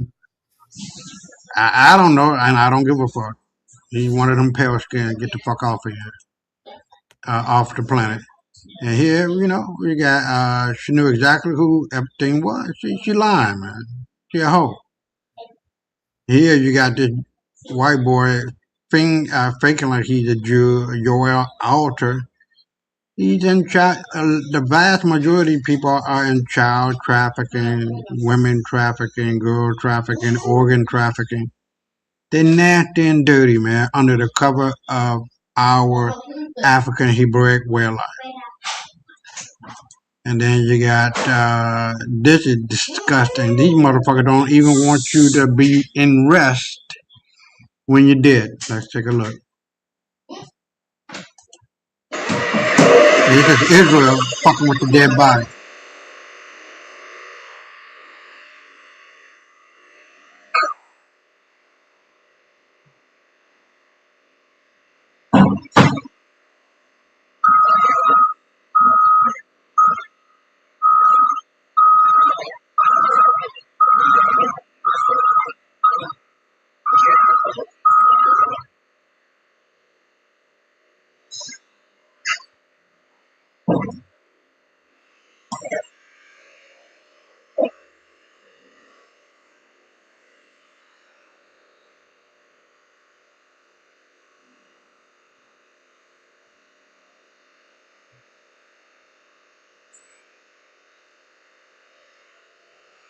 Man, these are some soulless people, man.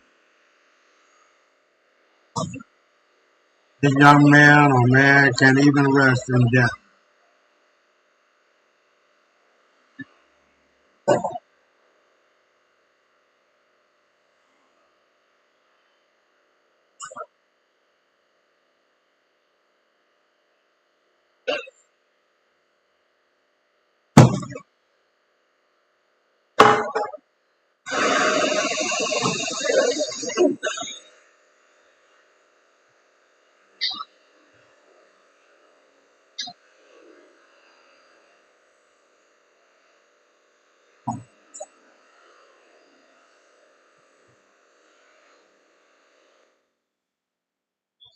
Man, I swear.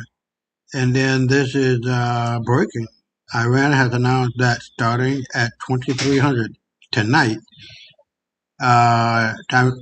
Tehran time, it will launch retaliatory strikes against major bridges and highway railway lines in Saudi Arabia, the UAE, Bahrain, and Israel. And the last one,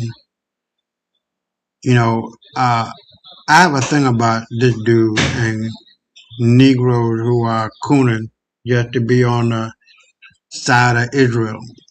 Ugandan military chief Muhoozi, it should say Marcuni, because he cooning like a motherfucker. Kainerugaba, who promised to deploy 500,000 hungry men to defend Tel Aviv, is actually on his way to Tel Aviv right now. What's going on, man? Look, I'm not I don't know, man. Just kill them all. If you don't know you the real Jews and you're trying to defend these fake ass Jews, you just die already. Well, You know what I mean? That's the place most. Well, I'm sure you've heard by now. That is the place where most of these Israelis are going. Yeah. Right. So with I don't know if you know this. Hold on, check this out. I learned this a few years ago when the Europeans were deciding on a homeland. Oh shit!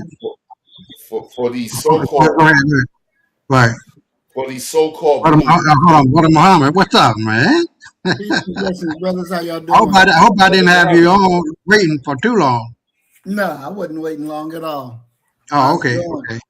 Right, man. It's all good, man. It's just going through the motions. You know how I go. Right. But go ahead. Brother Muhammad, can you take my place, because I'm about to blow off of this, and hopefully you can finish the show with my brother over here. I'm sure you'll be a great addition to the show after I leave. So, but let me make this point, then I gotta go, brothers. All right. There was a time when the Europeans were debating on where they should place this Israel place. Right. And Uganda was one of the spots they were going to do it at.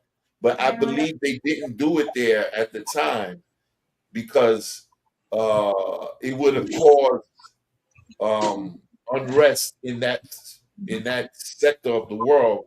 Because you have to remember, it's right now. Uganda shares a big border with the Congo. Right. And the Congo is the richest piece of real estate on the earth. So it would have caused too much attention for them to move there. So they decided on doing it in Palestine because there they have a port. The weather is a little more moderate, and it's not per se black people, even though the natives of what is now called Israel, Palestine, whatever you want to call it, is Judea, Right. where the original Jews are from. Okay. Yeah. I heard there was a lot of places, especially in America, South America, and they just decided on the Middle East because of the convenience of it being so close to Britain and the arrangement that they had with Britain, and the whole nine went down like as it did. But yeah, you're right. You're right. But not only that, there was another piece to that too. Remember, the Crusades was all in those areas too, to keep the Muslims in check, because the Right. Muslim agenda is very contradictory to the Christian one. So that was Right. another reason why they had to keep them to destabilize the areas and have a place where they could deploy from in the event that they had to, control the oil. This is how they gained control of all the oil in the world. Okay. Okay. All right. Yeah, When that's a good. at That's a that good time, one. when all those Arabian countries, well, they're still full of oil, but when it was a new thing to build refineries and then export. All right. Right. All right. Well, I appreciate you coming on, man. You know what I mean? Like always. Any But, other questions, stay, Margo? just stay black. Okay, man. And you always tell me you're gonna call me during the week, and you never do, man. Holla at your boy, man. Sometimes we need to talk Yeah, offline. yeah, man. I got my own lawsuit. I got to go to trial on Tuesday for malpractice of what they Wow. did for me, what they did to me with the surgery and all of that. So I've been kind of busy going back and forth and getting my patient files and getting that to the Right. lawyer. Right. So it's all good now. So Okay, bro. Okay, all the best, man. all right, yeah, thank you. I appreciate it. All right, we'll talk soon, man. All right, bet. Peace. Brother Muhammad, Yes, sir, bro. man, yeah, it's been a minute, but what's going on with you? Same old, building. Right. So what's up with the Middle East and America and Israel and the United States of Africa? How does that all play into how you filter all of that out to make it make sense? Well, to me, it's very disturbing, one, that Iran would even consider going to a peace table with America and Israel, especially after they have already been bombed while they're at the so-called peace table. But they want to go back with liars and sit down and have a conversation when they need to be continually bombing their asses to the Stone Age. Because Yeah. it seems to me that America is using this time period to, try to get more weapons and get more of this so that they Right. can There you go go. back at it again. Mm-hmm. And, it's like Iran is making dumb decisions where they're stopping and they don't need to stop. They need to continue until there's nothing left. Just give it all you got. Mm-hmm. And, I'm very disappointed with Saudi Arabia and the other jackass Muslim countries for... Man, they cooning big time. Exactly. They all should be joining in together, destroy Israel and destroy anything that America has over there. It makes no sense. But this is why the Muslim world is so goddamn weak, because they're so divided.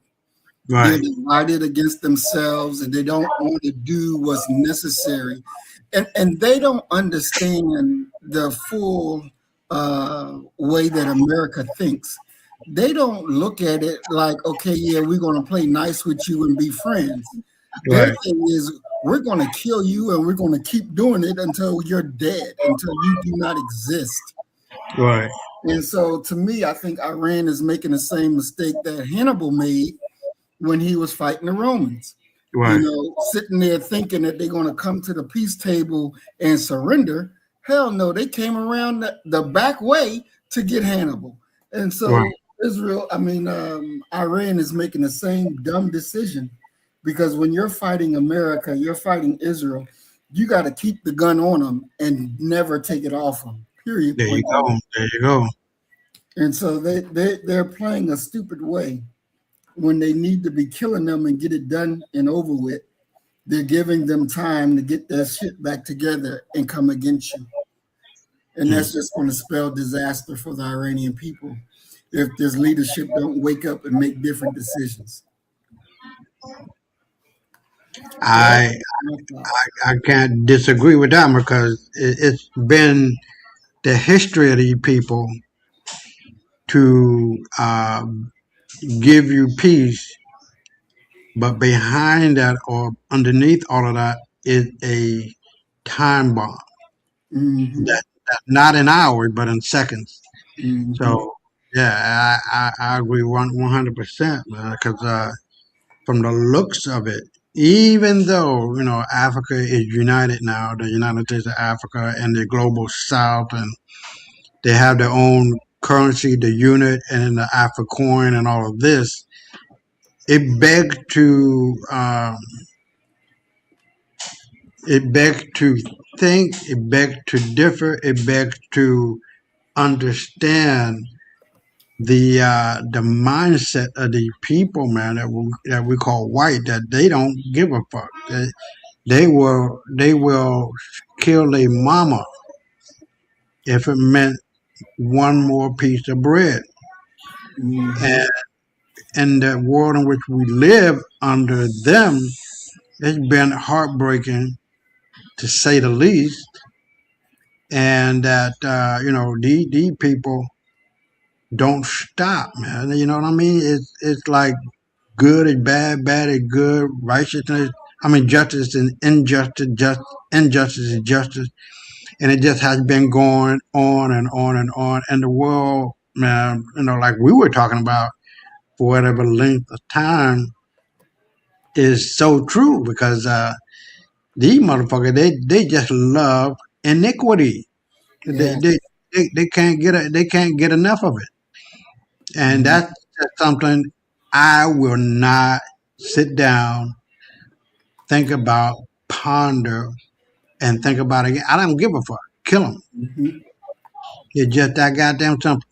It's like I was talking to a friend of mine, man, and he was saying, "Oh, we need to pray. Pray for what, bitch? The fuck are you talking about? Somebody beating your motherfucking wife's head in, and you gonna kneel down and pray, bitch? Shut the fuck up. What kind of nigga shit is this, man? They're like, oh, you know what I mean? Come on, man. I'm not down for that dumbass shit. Somebody, man, somebody coming and gunning for me and my family. You better pray I don't get to you first. Exactly. That's just it. You remember I sent you the black guy in Mississippi? I think it was in. He became the sheriff, and the Ku Klux Klan. The Ku Klux Klan was scared of this motherfucker. He didn't give a fuck. He just said, "Well, I think they might have just left town, but they ended up floating up in the river." Mm-hmm. Exactly. Exactly. That's what you gotta do, man. Don't make this shit hard. They breathe like every motherfucker else. Fuck 'em. Exactly. And, it's just mind blowing that these people are still in positions of authority, and they don't have the mentality and the wherewithal to really be about that life. You know what I mean? And making sure that the citizens are doing well, and that the manufacturing is running like it's supposed to be. The bridges and highways and byways and senior citizens are taking care. You know what I mean? That's just common sense shit. And when you get this dumbass white boy farting on the stage, Hexa, and I guess that must have been the opening of the gas line. And then you got JD Vance, who don't know what the fuck he talking about and know what the fuck he doing, and Trump. These people, man, they don't know shit. Now that's all I got to tell you. You know what I mean? So I just be shaking my head like, man, as soon as we can get back into power, the better, because this shit is off the chain. Mm-hmm. Yep. But any other thoughts that you've been thinking about over the last week or two? Well, I was reading the other day. When they were talking about the draft, and it's going to be automatic now. At first, when you got 18, you had to register. Now it's going to be automatic, that they're going to automatically put you, in there for the draft. And they're going to start with, the people that are 20 years old. Right. And so, that's a very sad thing that these 20-year-olds are going to have to go over there and fight and die for a country that doesn't do a damn thing for you. And so I would advocate that all of our people understand, and quickly, when they get the letter in the mail, they better tell them, hell no, I ain't going nowhere. Tell them that you are a conscientious objector so that you don't have to go fight for a country who never fought for you. These things have to be really understood so that they can speak the proper things. Because, think about it. Mm-hmm. They say this all the time. Oh, thank you for your service. But wait a minute. What the fuck are you thanking them for? What service did they do for you? Right. They didn't do no service for you. What war was fought in this modern time that was for American freedom? None.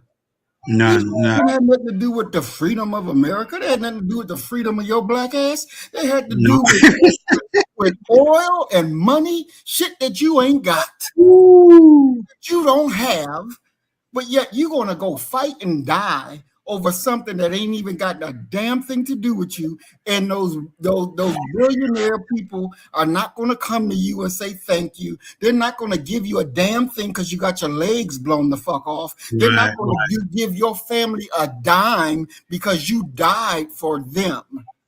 But you ain't died for your family. You didn't die for no American freedom. No. You was a jackass that went and got your dumb ass over in a fight that didn't belong to you because you want to be patriotic. Patriotic to what? What are you being patriotic to? A damn thing where they were patriotic to you. See, we have to start thinking about this thing and understanding the games that are being played. Let them rich bastards send their children over there. Yeah, there you go. They won't. They're gonna draft you. They're going to draft you and say, come and fight for your country. Shit. You better think 30 times before you go do that. Yeah. I was thinking about this guy, black guy. I wish I could put him up on X, but he died in the service of supposed to be America. And you could see the pain and his mother and family faces and bodies as they ran to the coffin as they were coming down off the ramp from the plane. Man, that was heartbreaking.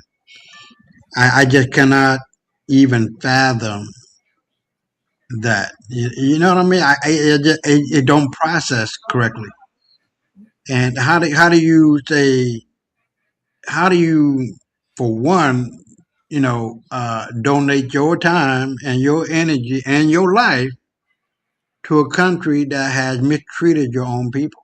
Exactly. You know, I just don't.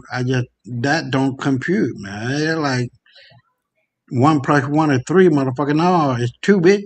I don't know how in the fuck you. You know what I mean? Exactly. You trying to tell me it's 3? I'm trying to tell you 2, motherfucker. That don't wash. But yeah, I look at how Iran, even though they're trying to be the big dog in the situation, sat down with, and they know how dirty these motherfuckers are. I don't think they're dumb, but they know how dirty and ratchet America is and Israel is, and they knew they were going to start bombing. That's the reason why Iran never stopped bombing. You know, they stopped bombing the military. If I remember correctly, you can correct me on this one, but they stopped bombing the military bases, but they kept bombing Israel, which is like you said, they should be obliterated because with all of the bomb that they're getting from China, that they're getting from Russia, there's one bomb that can eliminate little Israel all by itself with two or three of those. I mean, it'll wipe out the size of the state of New York, and that's exactly what needs to happen. Because these motherfuckers, man, brother Muhammad, these motherfuckers ain't gonna stop. You gotta kill them. Mm-hmm. You know, and the good ones, they ain't no good Jew, white boy. You know, they all the same. Mm-hmm. And I came across before I wrapped it up. There was a white boy Jew who got caught up in child trafficking, child pornography, and all kind of illicit shit. They finally caught him. The international police. I don't remember the name of it. And what's the name of it? International police, something like that. Interpol.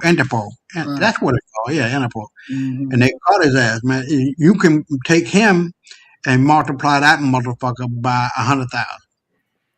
That's how many of these motherfucking nasty bitches there are. And I cannot even go there and say, well, they're good white folks. Man, fuck you. And fuck them too. Exactly. You know, it's just time, man. And I think it would be an honor and it would be honoring our ancestors to make sure that we are on the scale of Ma'at and that we are putting this world back into balance because it is just too far gone. And if we don't, Brother Muhammad, I just don't know. It's gonna be one. We won't have nobody to blame but ourselves. So that's true. That's very true. And it's something that our people definitely have to get an understanding and get an understanding in real time. Right. Understanding in real time. Because it's not a game, it's not a joke. But no. Unfortunately, too many of our people think like children. They don't think like adults, they think like children. Right. After you've experienced the terror of who our enemies are, you would think that you would be like, okay, I understand what's going on and I'm going to deal with it appropriately. But that's not exactly what happens. Right. We deal with things from a level of stupidity because we want to be a part of the crew. We want to be there you go. American than the goddamn American. Fuck that. Reject that shit and be yourself. Accept your own and be yourself. That is the best thing that we can do as a people and separate from these bastards because America ain't gonna win no more wars. Them days. No. Over with. Yes. I'm glad you said that. Yeah. Because the people need to hear what the truth is and straight up in the language that you can understand, and you don't have to sit back and try to cipher what this is and what this means. No, America days of winning wars are over. It's Yeah. been over. You know, if America was all of that, they'd have handled this Iran situation quickly and it'd have been over. But it's not, because they Right. can't. They can't. Simple as that. They can't.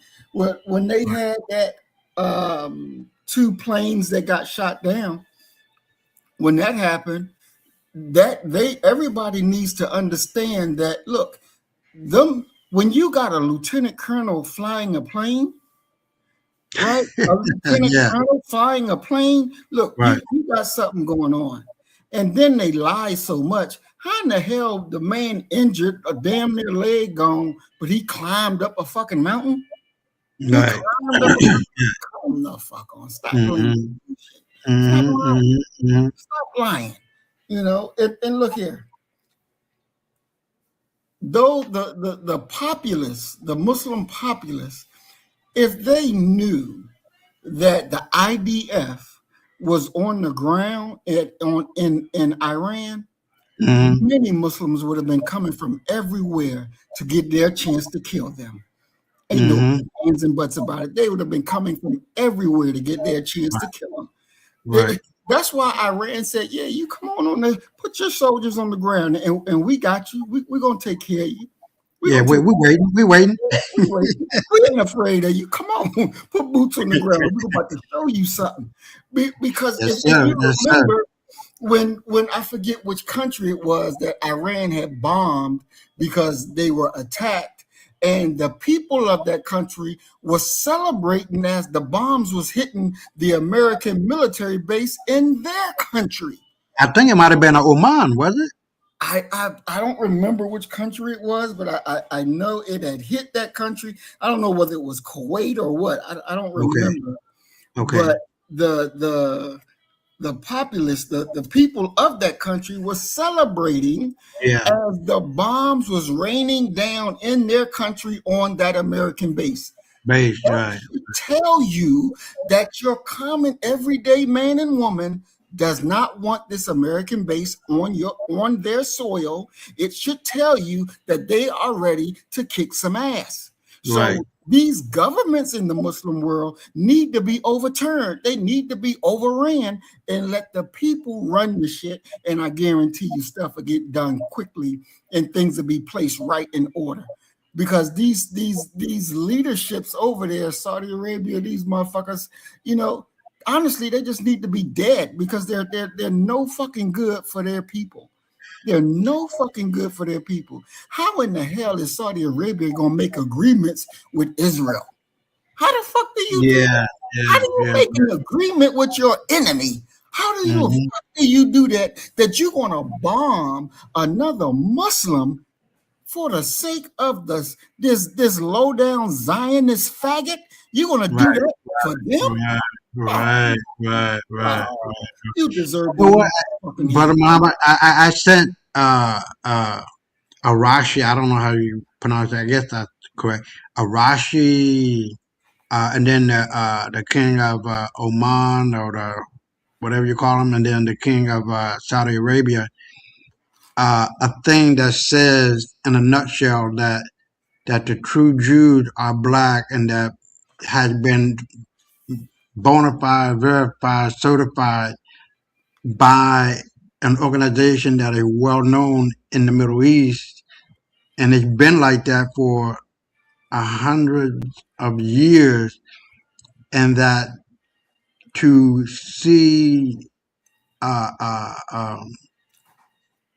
Saudi Arabia acting like it has been with Israel is like a null and void kind of thing, because you know, like, this motherfucker, the king of Saudi Arabia, knows who the real Jews are. Right. That ain't no goddamn cover up. No. But you know, the idea is that we talked about it on your show, that I've been looking for a pact that was signed between these fake ass Jews and the Middle Eastern fake ass Arabs. Because, you know, these motherfuckers, they running neck and neck, because they damn near white, light and damn near white. So I'm figuring, and I can't find it, but I'm figuring something happened, that a pact was made between these fake ass white wannabe Jews and these fake ass Arabs. Because the real Arabs have always been black like me and you. Exactly. So my thing is that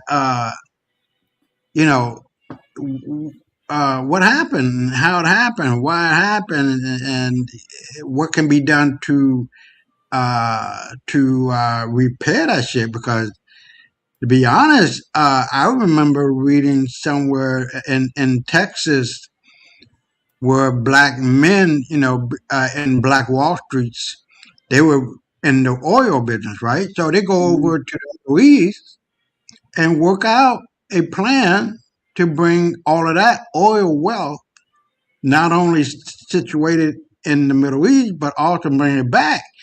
And that's when John D. Rockefeller broke all that shit up some kind of way, you know what I mean? And then he became the head oil guy. But imagine if that did not happen, that very wealthy black family and the hundreds of billions of dollars would be on the historical scene and economic forefront in today's world, man. It's just amazing. But like I was saying,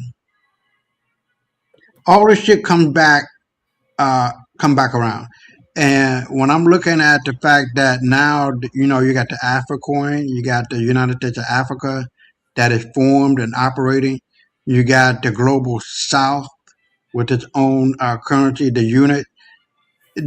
America ain't got no gold. Europe ain't got no gold. Australia and Canada ain't got no gold. So once they began to trade, not only within themselves, what I'm talking about, the continent of Africa, and then you white, let's just say, you're Europe, all of Europe, and then you want to trade with Africa. You can't come up in there with no fake ass paper. No. You gotta have some gold behind that bitch. Mm-hmm. And that's the very thing that Muammar Gaddafi was talking about. Once we establish that, it's over. Exactly. And I talked about this on your show with you, that by the end of 26, it's lock and load, nigga. Because after 26, 27, 28, 29, and 100 years from now, the stranglehold from 27 on. Mm-hmm. Be so motherfucking tight around these fucking white boy neck, they won't know they won't know whether the shit'll go blind. Exactly. And it's unfortunate because for some of our people, because they would rather be ignorant than live in the truth, because it takes courage to live in the truth. Yes. Courage to live in the truth. It takes courage to speak the truth. But most people are so fucking lazy and so fucking afraid, they don't even want to hear the truth. They don't know whether the shit'll go blind. Exactly. I believe in good white folks. And I'm gonna hold their hand and sing "Kumbaya," bitch. Fuck you. Exactly. Take a straw, stick it up in your ass, and drink the creamy brown shit out that motherfucker. Me and you, we don't give a fuck. Mm-hmm. Exactly. No, we don't give a fuck. We tell it like it is. So if that shit don't sound right, no, I am going to fight tooth and nail, because I'm not going to be spitting on the heritage of our ancestors. I'm just not going to do that, man. Exactly. We come too far, and we come too close to taking it all over, and then to go around and come back and turn around and say, fuck it, we're gonna grab white folks in and sing kumbaya. Man, fuck these motherfuckers. Mm-hmm. Just like they did in Egypt, just like they did in Greece and Rome, we got to do that shit now, because if we don't, we're gonna stay in the same shithole. Exactly. Exactly. Yeah, I'd rather die, nigga, than to go along to get along. I'm just not gonna do it. Exactly.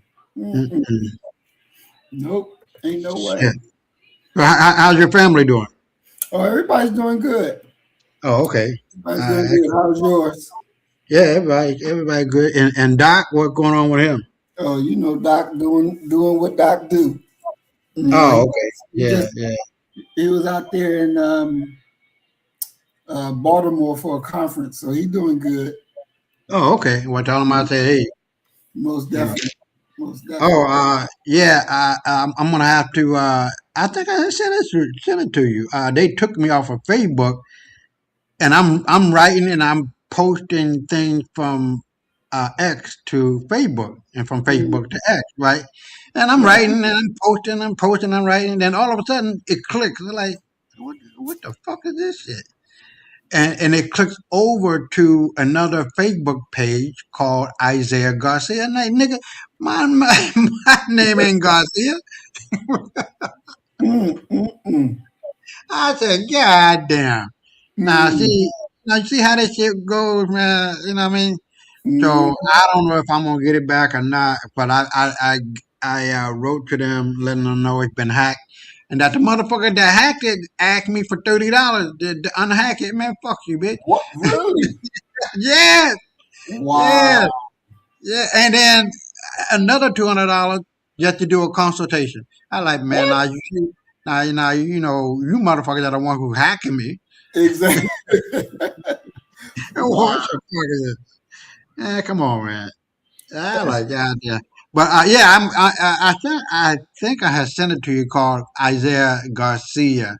So if you see it in your list of potential friends, just add me onto it, and Okay. we'll be good to go. But I doubt if I get it back. I'm trying to remember all the important people who I had on there. So, but I don't know, man. I ain't gonna be tripping. So you know what I mean. So. Right. But we'll see how it go. I done wrote to Facebook all the spots. But these motherfuckers asked for $200. Like, you done lost your motherfucking mind. Now you the one who hacked me. Exactly. Shit, what the fuck? Y'all must be somebody think I must be boo boo the fool or some shit. I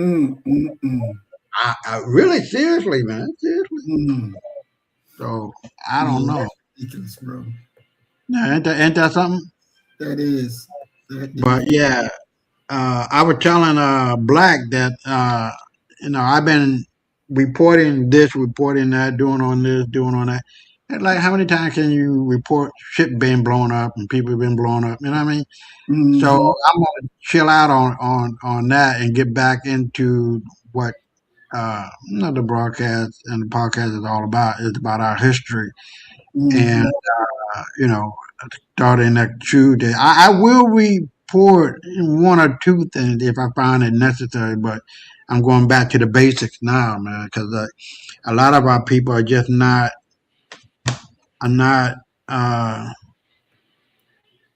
rooted into the history of our people, and that's just a damn shame. It's like your mind so much on twerking and so much on bullshit that you can't focus. Exactly. You know what I mean? So I don't know, but we'll see how it goes. But man, I remember when I was doing Supreme African Breaking News. That Right. motherfucker. Yes, they took them off of YouTube, man. Yeah. Yeah. I hated that shit. That was the main thing that I was, cause they did a good job. That was the main thing that I was focusing on. They did a hell of a job and bringing the news as to what's going on with our people on the continent and what that means in the global South. So the only thing I can do now is just kind of feel my way around and try to find out and figure out what the deal is. So, but man, I hated that shit, man. That brother or those two brothers were really on the G and gangstering the information, man. They're like, God damn. And 15 minutes too, 15-minute clips. They ain't like no 30, 40 minutes. They did that shit in 15 minutes. They're like, damn. Exactly. Come on. So I don't know. We'll see how I go come next Tuesday. But like I said, I'm gonna focus in on our history, and then if I see something important, then I'll mention that. But how many times can you mention, boats being blown up, people being blown up? You know how that goes. Exactly. Yep. Yeah. Yeah, I appreciate you coming on and everything. You know what I mean? No, most definitely. Most definitely. Yeah. So just let me know. When you have your show. Are you still doing your show? Yeah. We do it tomorrow. Okay, once a week. Yeah. For right now. Yeah. Okay. Well, just let me know. Ain't no thing but a chicken wing. You know how that goes. Right. Mm-hmm. We gotta stay together and stay on point, man, and let people know what the deal is and how this shit flow, because this world is changing, man. We got I put it into the chat, this thing called AI Claude, where you can put money in and it I don't know how it works. I'm gonna take the course for 4 hours, Mm-hmm.